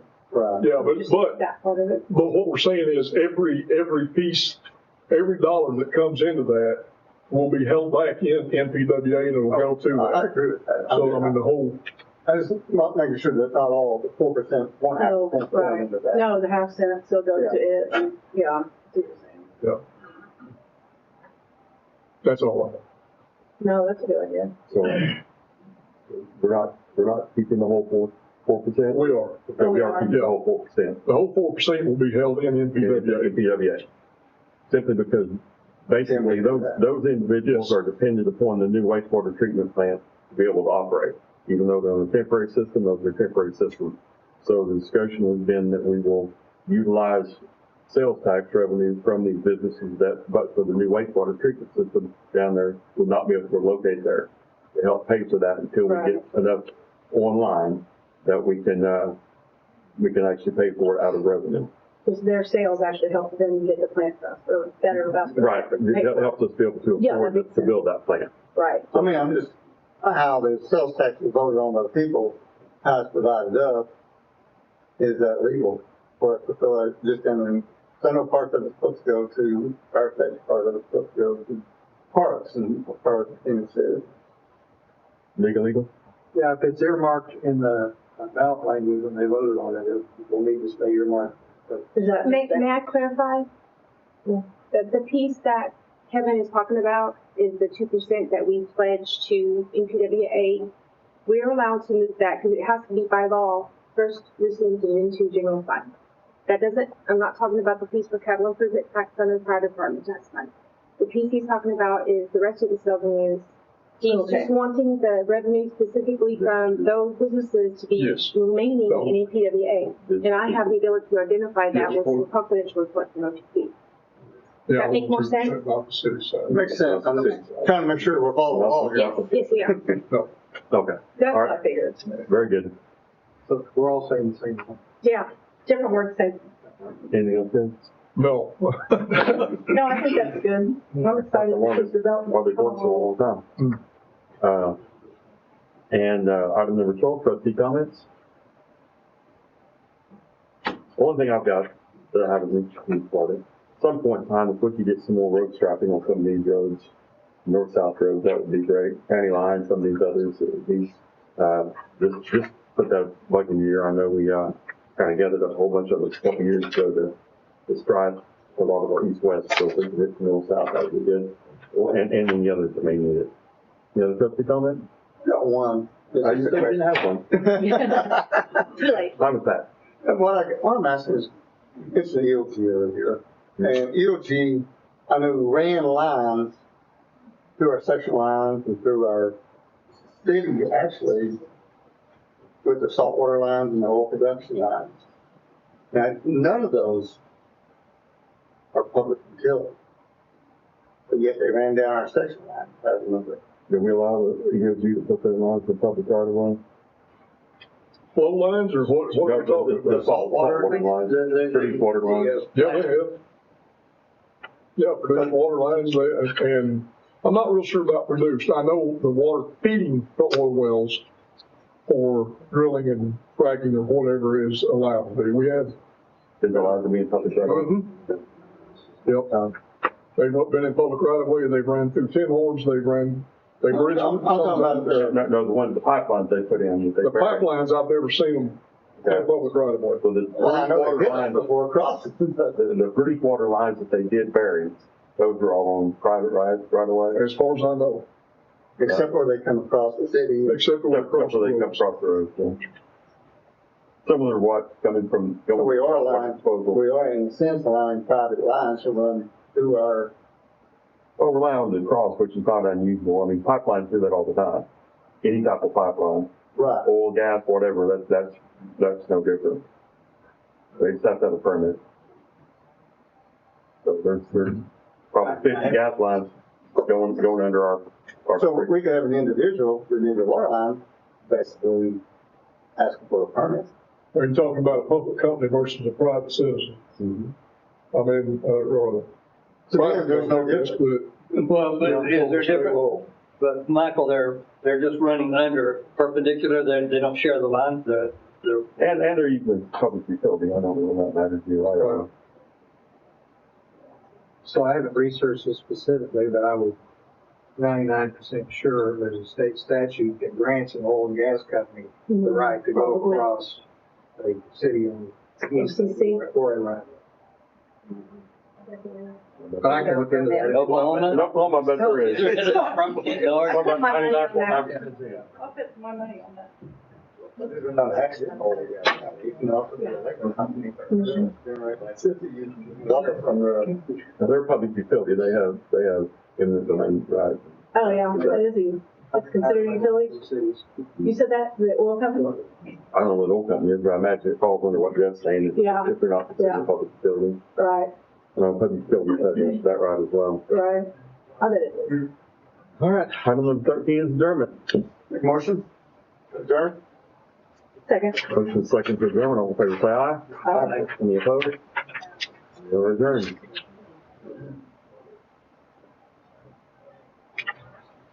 I'm going to call the March 9th, 2026 meeting of Newcastle City Council to order. First item on the agenda is roll call. Carl Nell. Here. Gene Reed. Here. Nadia Makeup. Here. Mike Fullerton. Here. Marcy Weiss. Here. Item number 2, discussion of possible action on approval of the agenda. Make a motion to approve the agenda? Second. Motion second for approval of the agenda. Stay off of Google. Gene Reed. Yes. Nadia Makeup. Yes. Mike Fullerton. Yes. Marcy Weiss. Yes. Carl Nell. Yes. Item number 3, citizens' comments. This is an opportunity for any citizen to comment on any matter related to the city of Newcastle that is not on the agenda. I remind the potential speakers that all speakers are clearly state their name and address for the record. Comments are limited to 3 minutes per person with only one speaking opportunity. Council members will not respond to comments or questions.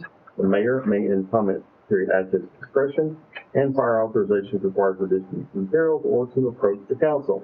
In public comment concerning the city of Newcastle. Seeing none, move item number 4, consent agenda. Is there any member of council that desires any item to be removed from the consent agenda and addressed individually? All right, seeing none, item number 4, consent agenda. Make a motion to approve consent agenda. Second. Motion second for approval of the consent agenda. Gene Reed. Yes. Mike Fullerton. Yes. Nadia Makeup. yes. Marcy Weiss. Yes. Carl Nell. Yes. Item number 5, discussion of possible action on any items removed from the consent agenda, being no action on that agenda item. Item number 6, discussion of possible action on recommendation of the planning commission. Item number 6A, public hearing, discussion of possible action on application for rezoning from ag agriculture to E1 suburban estate residential for Beverly Nels, located in the southeast quarter, section 14, township 9 north, range 4 west, Indian Meridian, Plain County, Oklahoma. And adopt ordinance number 1010, property address 404 Nelms Road, Newcastle, Oklahoma, case number 2026-002.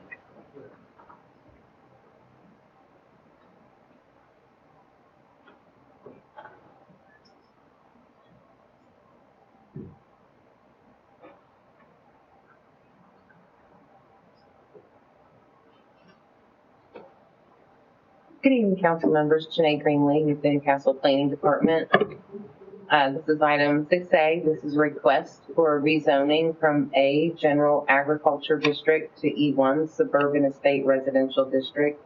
Case number R 2026-002.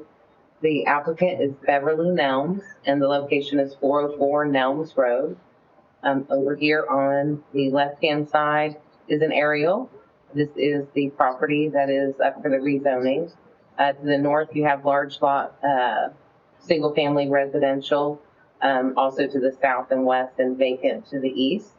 The surrounding zoning is generally, general agriculture district, with some E1. As you can see on, the middle screen is the zoning screen, Walker Drive here.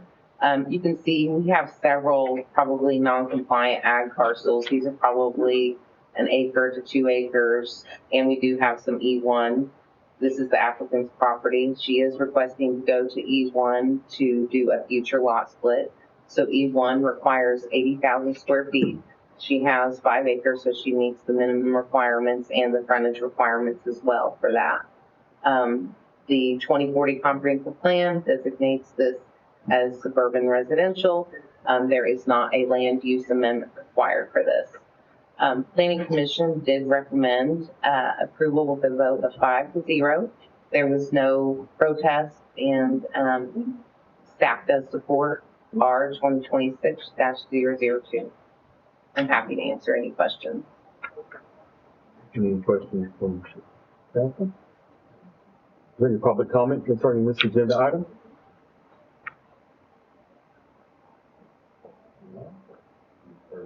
I move to approve item 6A. Second. Motion second for approval of item number 6A. Jean Reed, Yes. Todd DeMarco, Yes. Mike Fullerton, Yes. Marcy White, Carl Nell. Yes. Item number 6B, discussion of possible action on adoption of emergency clause of ordinance number 1010. Move to approve items 6B. Second. Motion second for approval of item number 6B. Jean Reed, Yes. Todd DeMarco, Yes. Mike Fullerton, Yes. Marcy White, Carl Nell. Yes.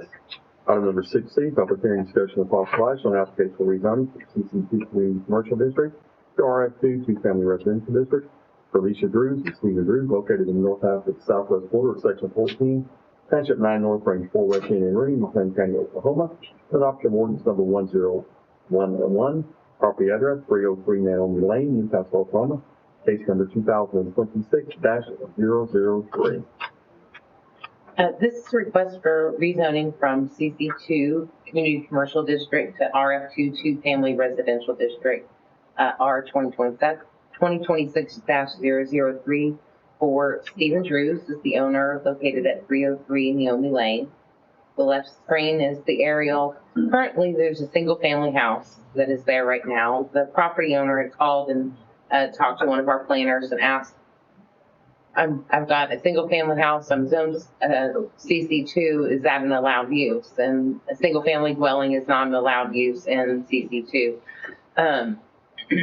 This was designated CC2 many years ago. City had done a overlay of CC2 in this area adjacent to Main Street, and the commercial development was there. The middle screen is the zoning. As you can see, like I said, there is a lot of commercial zoning in this area. The mobile home park to the west, there is apartments to the north, and vacant land to the south, and then of course ag to the east. This is designated on the 2040 comprehensive plan, our future land use map, as mixed use residential and commercial.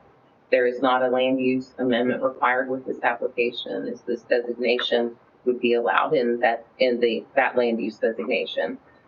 They want to rezone to RF2 so they could build a duplex. They have 1.63 acres. They have plenty of lot area. So staff does support, recommend R 2026-003. Planning Commission recommended this application at 5-0, and we did not have any protests for this application. I'm happy to answer any questions. Questions from council? So they're gonna add that in addition to the one that's there, they're gonna add a duplex as well? So they have one lot. It's one lot right now. So you can have in RF2, you can have one single family house and a garage apartment, or you can have one duplex. Okay. So they would either have to rehab the house, which is in poor condition right now, or they would take down the house and build one duplex. Gotcha. Okay. Any public comment concerning this agenda item?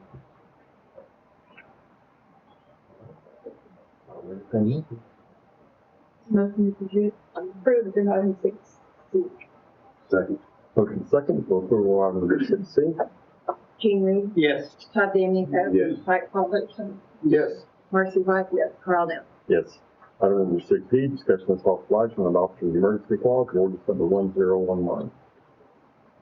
Motion approved, item 6D. Second. Motion second for approval of item number 6D. Gene Reed. Yes. Kathy Amica. Yes. Mike Fullerton. Yes. Marcy White. Darrell Yes.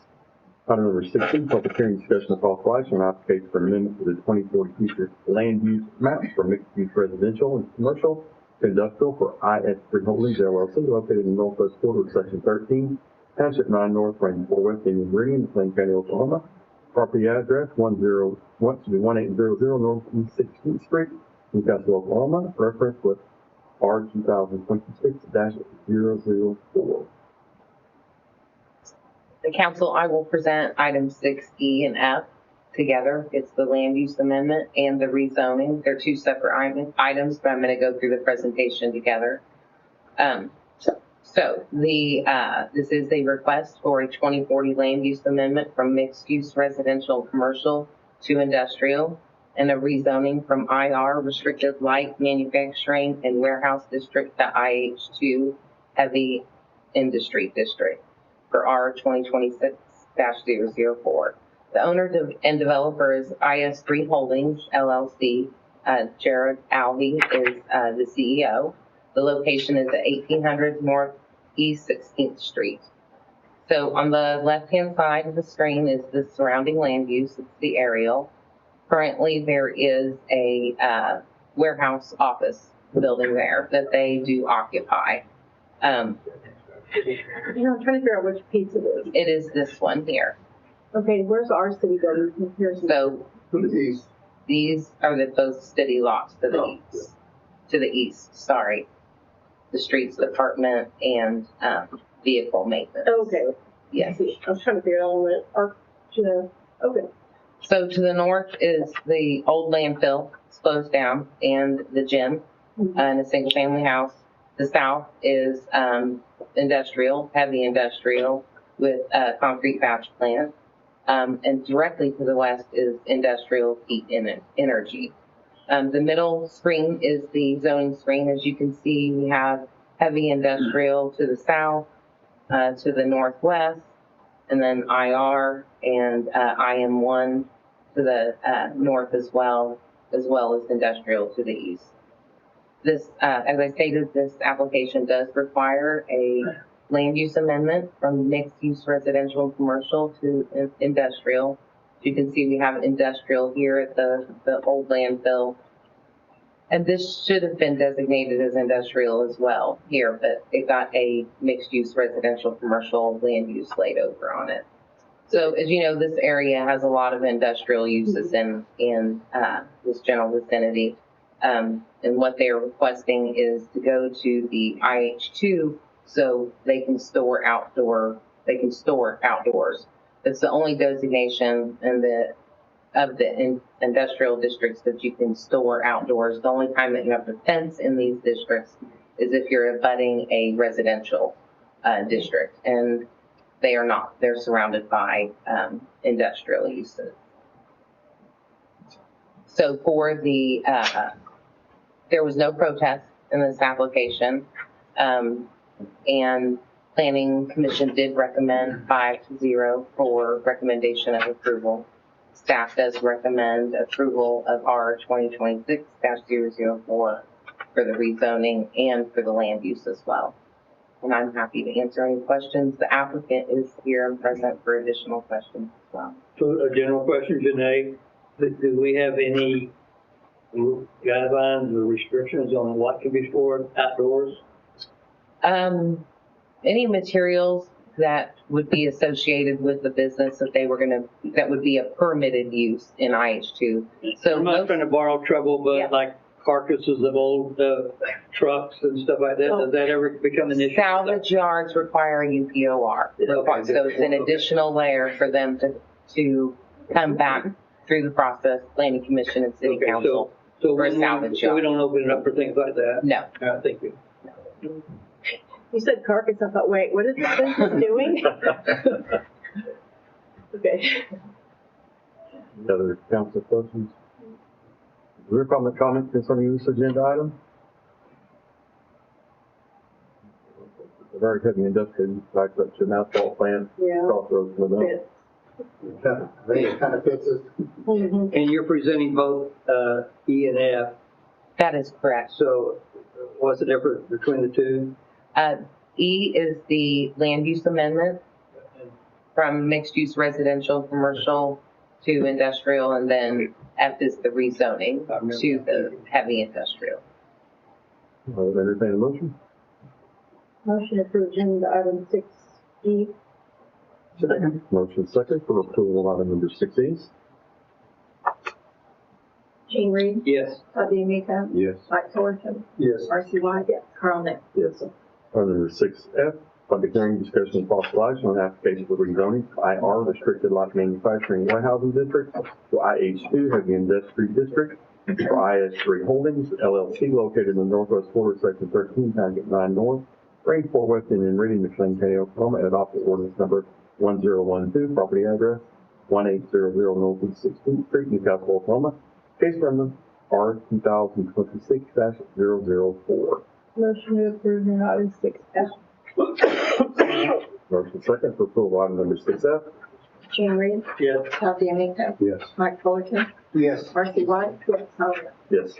Item number 6G, discussion of possible action on adopting emergency clause, ordinance number 1012.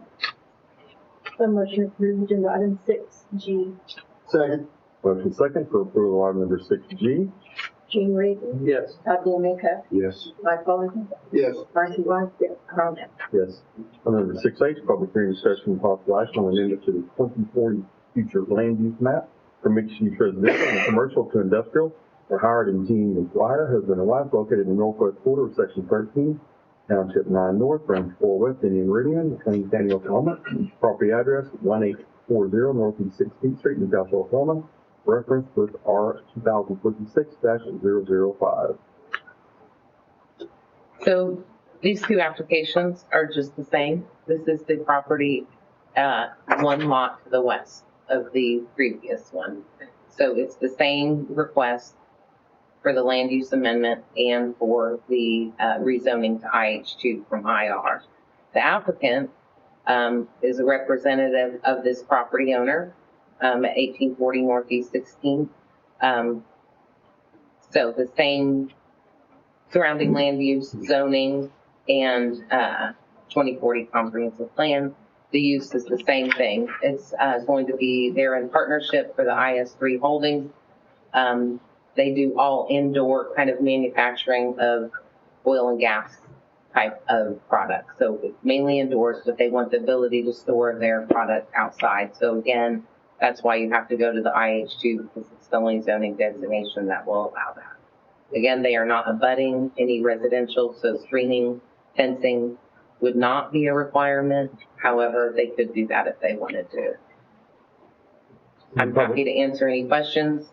The planning commission, I'm sorry. Oh, you're fine. No, go ahead. Oh, is there public comment concerning this agenda item? All right, I'm sorry. No, you're fine. It was the same thing. It was the planning commission recommendation 5-0, and planning staff does support and recommend.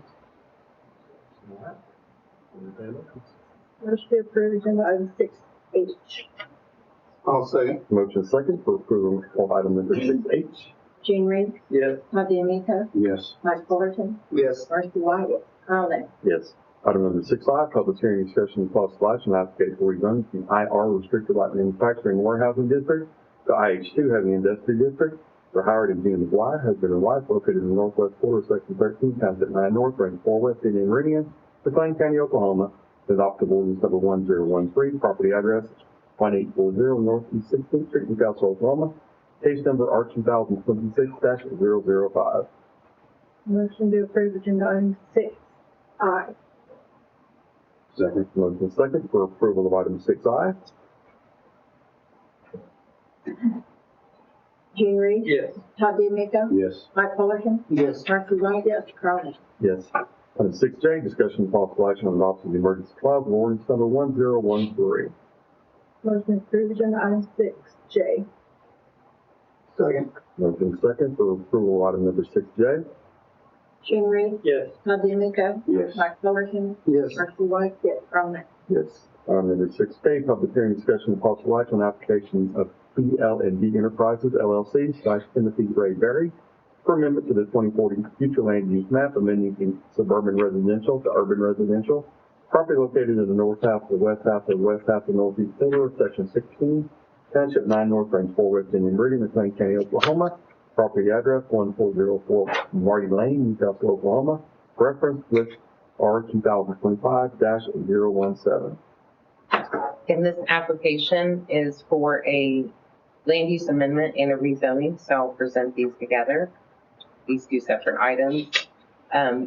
It is a land use amendment from suburban residential to urban residential with a rezoning from A, general agriculture district to E2, urban estate residential district, R 2025-017. The owner is ELD Enterprises, the owner is Tim Berry. The location is 1404 Marty Lane. The left-hand side is the aerial. Currently, there is a single-family house, and because it's currently zoned ag, he was able to build an additional house for family. That's currently what is on the property right now. As I said, it's zoned ag. It is 5 acres, and he's rezoning for a future lot split. So in the comprehensive plan, it does call for a land use amendment because the suburban estate residential does not support the E2 urban estate residential district, does not make that recommendation in our comp plan. So we are recommending the land use amendment to urban residential as well as the rezoning from A to general agriculture to E2.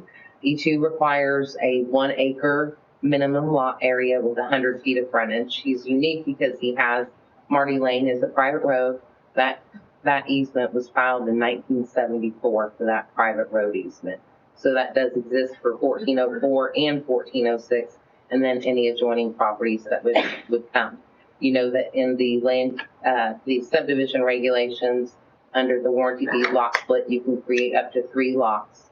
And so that is what he's requesting to do with that 5 acre tract, is to have 3 lots. The lot that would front on 16th and Marty Lane will have double frontage. He will be required for the additional 33.5 feet on 16th for the right-of-way dedication through his warranty deed lot split. And as well, the Mr. Yeager, his surveyor, is also adding in a private utility easement to the existing roadway easement for future utility connections for water. Both of these, 1406 and 1404, both have water meters out on Northwest 16th and have service lines down Marty Lane for their water. There is not sewer in this area.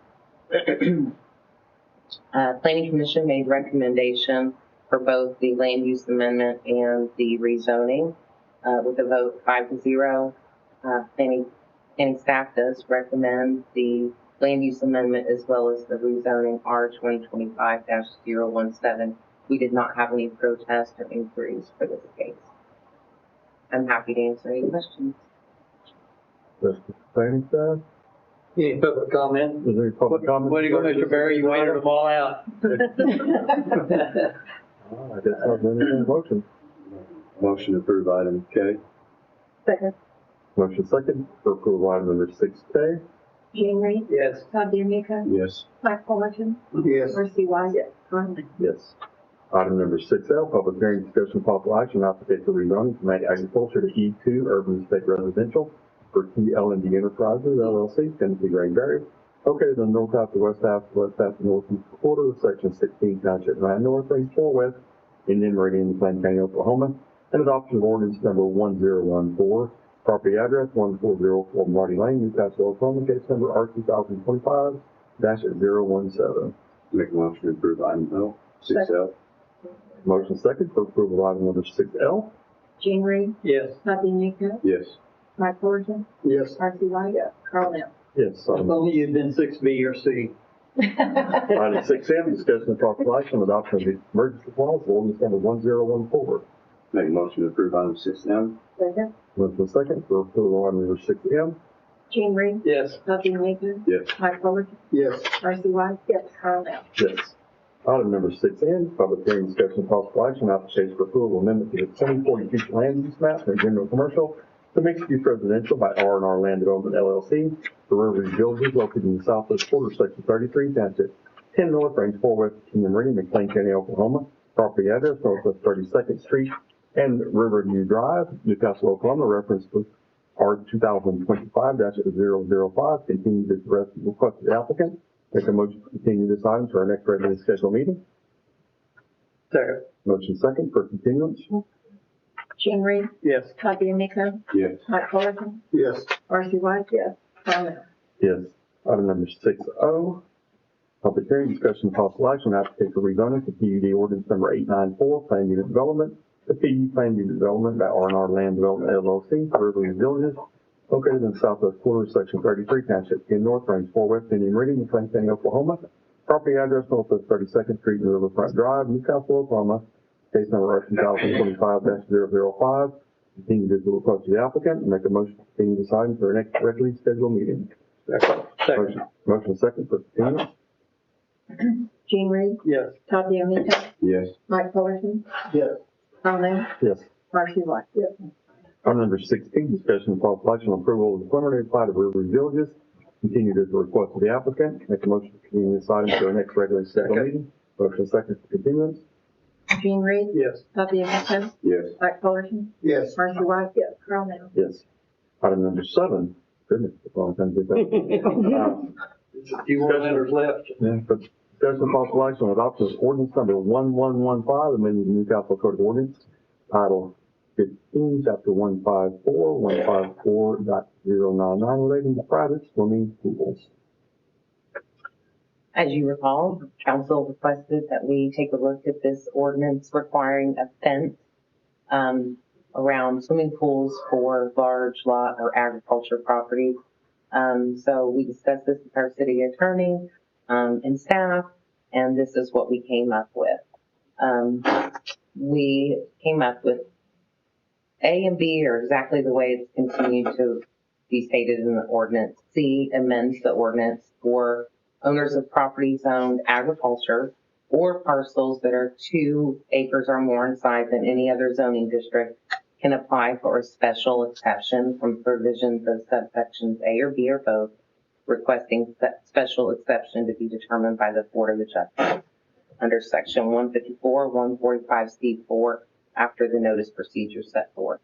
We believe this gives a very clear-cut way for somebody to go before the Board of Adjustment to request this special exception. And then it also, because it is a board order filed with the county, puts it on record with that address and it's in perpetuity. So it's not staff making a decision or a variance or, some other language in the ordinance with, natural barrier or anything that could be not clear to individuals. Some people say, I have a row of trees, you can't get through it. They're all, viney or thorny and nobody's going to come through. But really with swimming pool fences, it's not just about the outside, it's more about protecting who's on the inside. So with that, we thought that this would be the best way to go about it. I'm happy to answer any questions. The author is here as well. What if they, one thing I just thought of is, if they already have one, are they subject to putting in one in, or are they exempted? So they already have a pool, but they don't have a fit. So we've had those, maybe, a pool went in and, they didn't come get a permit, which when you get a swimming pool, you get a permit, then we review the site plan and we would look and see, oh, you don't have a fence, or you got to put a fence around. 4-foot fence is required around the perimeter, whether it's immediately around the perimeter or if you want to fence in your whole 5 acres, or if you want to fence in 2 acres, it has to be enclosed. Well, is all of this new or just part of it? Just C. Oh, okay. Just C is new. C allows them to go before, so ag requires 5 acres. 2 acres is what we thought to come down to in any other zoning district. And so that's what we came up with, is to go to the Board of Adjustment for the special exception. Okay, so anybody that already has a pool has already been dealt with. That's correct. Okay, that's my confusion. Okay. So we put that in because we see there's a very reasonable reason why they shouldn't have those first 2 restrictions. I mean, This was at council request. Yeah. you're right, the This was at yeah, council so request. It was- I support this. I'm wondering, would our Board of Adjustment have any reason not to be aware of our intent for that, or would it be obvious to them, or? It was discussed with him, Okay, prior to staff bringing it tonight, and then I was the one asking for yeah, so, this modification, and they've taken Chickasha's ordinance, reviewed it, modified it, come back to us with this good. recommendation. So that board would know why and everything, okay. Yeah. Good. Well, you have to remember, the board changes, so you said you discussed it with him. Him may not be there That's in a right. few years, so, Yeah. just Yeah. making sure that hopefully there would be some, Yeah. council's thoughts would be well known Yeah. to Board of Adjustment. Right, but it's, Maybe the intent, it's something to show the intent of council. The intent of council is for them to take that in consideration. So, why would they need to go to the Board of Adjustment? well, see, my intent was, for this was like Janae was saying, is if you take a 2 acre, 5 acre, 10 acre Right. tract, and it's completely wooded, it doesn't, and you have that type of property, and you build a pool, you don't want to put up a 4 foot, 5 foot Correct. fence around that pool, and you want to enjoy the view of the 10 acres that you purchased, right? So there should be some way for that property type to have an exception, either to have a review, Chickasha's, the staff allows it, in the process. This is, instead of a special use permit or variance, this is let's take it to Board of Adjustment. They can request a Board of Adjustment meeting. I believe that they can call for that, and they set those within a few weeks or something, right? Or whatever that period of time is. So it gave a formal review. I'm 100% of it. I just wonder what if they went to the Board of Adjustment and ran into a roadblock that we did not intend. So I like it so much. I'm with you. Chickasha's ordinance that I presented it had an option for landscape buffer that was written in there. This doesn't have the language landscape buffer. It just allows the homeowner to go claim that, or whatever the hardship might be, I guess. But Would city staff rather have Board of Adjustment than city approval, staff approval? Yes. You would rather? You'd rather have Board of Adjustment, too? Okay. All right. Yes, I want you that. You don't want that responsibility? Now, is this for, Okay. is this for in-ground pool or outside, or what is that? So any pool that would require a permit. So the soft side pools, that you get up at Walmart and you put up, we don't have a way to track those. Those don't require a permit. Right. So yes, any in-ground pool requires a permit. That would come to the city. Therefore, the fence would be required. We'd ask them if they want to put the fence. If they want to put the fence, it won't go to Board of Adjustment. They'll just have their fence. And if they do not want the fence. I'm not worried about it. I don't want more trouble. I'd like for it to go smoothly, so I'm No, okay with you. I'm not talking about this soft side, but like you got the metal ones. Metal, yeah, so if it would require a permit, then it would come to the city. And so the large metal pools, the 24 foot that take electricity and, those would come to the city and those would require. Okay. Public I don't have one concerning this anymore. agenda item? Okay, so. I'll make a motion to approve item number 7. Second. Motion second to approve item number 7. Jim Rainey. Yes. Todd DeMeco. Yes. Mike Culverson. Yes. Marcy Black. Yes. Earl Now. Yes. Item number 8, discussion of possible action on adoption of the emergency clause ordinance number 1115. I'll make a motion to approve item number 8. Second. Motion second for approval of item number 8. Jim Reed. Yes. Todd DeMeco. Yes. Mike Culverson. Yes. Marcy Black. Yes. Earl Now. Yes. Item number 9, discussion of possible action authorization to apply for ACOG 911 grant for purchase of a computer-aided dispatch CAD software system. So ACOG right now has a grant for up to $250,000 for CAD system. Well, for a lot of different things. We would like to apply for a CAD system. Way back when, at least 10 to 12 years ago, maybe a little bit longer, we were looking at CAD systems back then, but they weren't software, internet based or anything like that. They had equipment and things you had to buy with them. $300,000-$400,000. Scott was part of this as well. So now it is cloud based software that we can purchase, and roughly this grant is roughly about $108,000 for the software program. It's a 100% grant. We don't have to, upfront, we don't have to pay anything for the first year. However, there is a software and license fee and things of that nature every year thereafter. And as I noted in our summary, it's right now it's about $48,000 a year on that second year, and can increase up to 5% per year after that.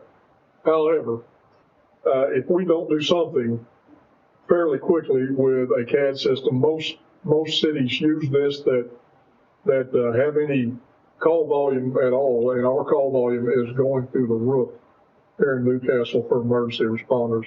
It allows a way to track emergency responses, keeps track of officers on the streets where they're actually at. So if they have to send somebody right away to back an officer up, they can immediately look at a monitor or whatever that may be inside dispatch and know where they're at. Helps with a quicker response too, because it automatically maps where the call is coming from on a monitor, where the dispatcher will be able to tell emergency responders immediately where they're responding to and where it's located. A lot of different benefits to this system. We'd like to apply for it to see if we can get it. Very good possibility that we do. It's our understanding that they have quite a bit of money that keeps rolling through ACOG and for this type of stuff. And we may actually have a good shot at getting this piece together. We like free money. Move to approve item 9. Second. Motion second for approval item number 9. Jean Reed? Yes. Todd DeMeco? Yes. Mike Fullerton? Yes. Marcy White? Yes. Carl Nell? Yes. Item number 10, discussion and possible action on nominations for reappointment of 2 positions on the Newcastle Board of Justice. Item number 10A, Bill Cogan, term to expire February 2029. Motion approved for item 10A. Second. Motion second for approval item 10A. Jean Reed? Yes. Todd DeMeco? Yes. Mike Fullerton? Yes. Marcy White? Yes. Carl Nell? Yes. Item number 10B, Will Wright, term to expire February 2029. Motion approved for item 10B. Second. Motion second for approval item number 10B. Jean Reed? Yes. Todd DeMeco? Yes. Mike Fullerton? Yes. Marcy White? Yes. Carl Nell? Yes. Item number 11, discussion of possible action on authorization for city manager to apply for congressional funding for item number 11A, construction of emergency communications and management facility. You know, at this point, I'm not real sure what this is going to do, since Senator Mullen is now I know. been appointed or recommended anyway for appointment. So I have no idea. I mean, they're talking about DHS, the secretary position wouldn't be vacated until the end of March. Correct. This has to be due by March 27th, but who approves it after that? I don't know. So I was at a OML meeting, and they asked that. Somebody asked the legislative lady that, and she said the staffers are the ones that do it anyway, so they'll carry on with Very everything. good. In that case, I would really like the opportunity to apply for this emergency communication, emergency management facility. Our dispatch is we can run 2 people in that dispatch at a time, and that's it. It was never built to accommodate any more people in there. They're on top of each other as it is with those This people. is brick and mortar? Yes. Yeah. So if we was to get something like this, what I would recommend is building it on our half-acre lot directly behind the PD. All the infrastructure's there, the antenna tower is there. It would just all fit on that half-acre lot perfectly. Now we're talking about a hard shell building. Yeah. Like on kind of what brick and mortar is. Normally, there's a store shelter. It's more of a, it'd be a hardened building. Yeah, Yeah, it would be a hard facility. yeah. For sure, but, I kind of think probably about the largest we would need to be about a 5,000 square foot building, if we go that big. That would suffice for a long time, to be able to staff several dispatchers in there, large EOC offices. That would be plenty, for this city for a long time. And we may not need something that large. congressional funding, Well, I'd go big. we can go 3-story, we can go. Yeah. So right now, are they in that, when you walk in the police department, is it that little area right there? Mhm. Oh, God. Yeah, they're crowded. No kidding. I've only been in there once. It's not a problem. But, yeah, well, that's not a big space. Qualify that, didn't you? Yeah. Of my own volition. Hands right that into the assistant city manager's office. Right. Right up front. I think that's a great idea. It'd be awesome. Here's the motion. Motion to approve agenda item 11A. Second. Motion second for approval of item number 11A. Jane Reed. Yes. Todd DeMonico. Yes. Mike Fullerton. Yes. Marcy White. Yes. Carl Nell. Yes, item number 11B, North Country Club Road widening project. This project was submitted to, Representative Cole's office last year, was not funded. Of course, you do have, excuse me, you do have to prioritize these projects to Cole's office when you send them in. Probably the same way with Senator Boland's office. I'm not real sure. I haven't seen anything on that yet. They told me last year with Cole's office that we had to prioritize. So, of course, the NBR plant was priority when we applied for that funding. But if these are not, if these don't have to be prioritized, then certainly we're going to submit. But and we can What submit. does it mean to be prioritized? What do you mean? Rank number 1, Which 2, one we 3. prefer they pay first? Say that again? Which one we prefer they pay? If we can only get Oh, one of them between these funded. two are prioritized? Yeah. Oh, One of the two, we have to choose. If we Now- only get one funded, that's one we want thank funded. you. Okay. Now, the North Country Club Road widening, we have that engineered already. So That's correct. it's sitting there, ready to go. We just need a few $1 million to make it happen. We mentioned that it's going to be a thoroughfare to get Native American hospital. We've discussed this with the Chickasaw Nation. No, not with and- them, I'm just saying with the Yeah. the senators that, And we will probably seek a letter of support from the nation for this. yeah. And if this doesn't work, we're still working on trying to get funding, but, it will be a main thoroughfare, we know, moving towards the hospital. Mhm. People coming from the west are not gonna wanna go and get on Highway 62, I-44, when they can just hit Country Club and shoot down south. I think people from 76 could be riding on country club now. Yeah. And county line. Yeah. And 24th Street, and You know, so, Which one were we gonna prioritize? We yeah, messed up. right. Are they prioritized now in A and B, or? Kevin's no, they're A. not. No, they're not prioritized. But all you need from us today is a vote or prioritization? So whether we can apply for them. Yeah, you'll decide which. Oh, okay. Okay. All right, entertain a motion. Motion to approve agenda item 11B. Second. Motion second for approval of item number 11B. Jane Reed. Yes. Todd DeMonico. Yes. Mike Fullerton. Yes. Marcy White. Yes. Carl Nell. Yes. Item number 12, discussion of possible action to adopt resolution number 2026-01 in support of naming the Oklahoma Turnpike Authority East-West Connector to the Potomac Expressway. So Joey Kelly, the OTA head, reached out to me last week or week before last and said that the state legislature had approved naming this, and they were going to have a presentation of last Tuesday at OTA headquarters. And since this does go through Newcastle, he asked if Newcastle could provide some, a little bit of support for the project. I felt like it was best that we bring this to the full council in resolution form, provide support for it. I think it's a great opportunity to recognize Toby Keith for all he's done for this, not just the state, but this part of the state. He chose to live here after he could have lived anywhere in the world, and really was a great Oklahoman, great giver, great. And so anyway, that's what this is for, is just to show support for that naming. And I did hear that he at first was against it, but he changed his He did. stance on it. So for the people that are saying he wasn't, he changed his stance. I move to approve item 12. Let me read the resolution real quick. Okay. Resolution 2026-01, a resolution of the City of Newcastle, Oklahoma, declaring support for the Oklahoma Turnpike Authority as part of the Access Oklahoma program for turnpike facilities in the city of Newcastle, to name the East-West Connector Toby Keith Expressway.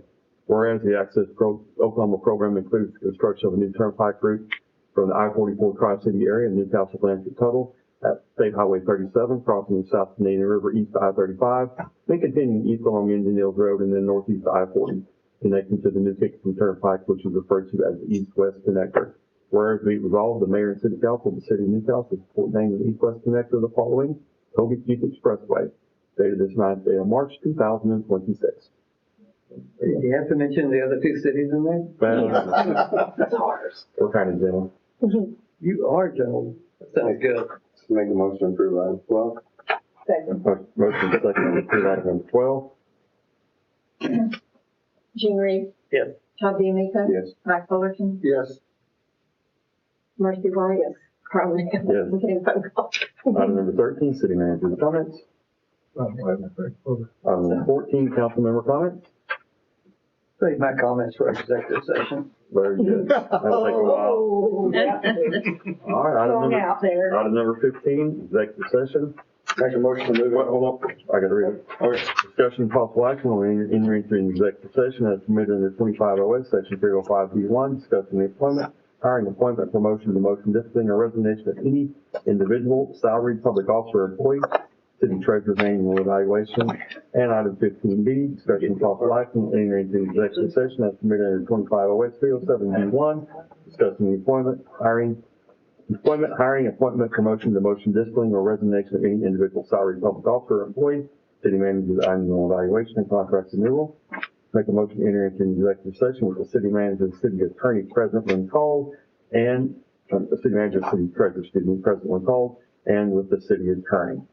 Second. Motion second, enter into an executive session. Jean Reed. Yes. Todd DeMeco. Yes. Mike Fullerton. Yes. Marcy White. Yes. Carl Nell. Yes, we will take a 5-minute break. Another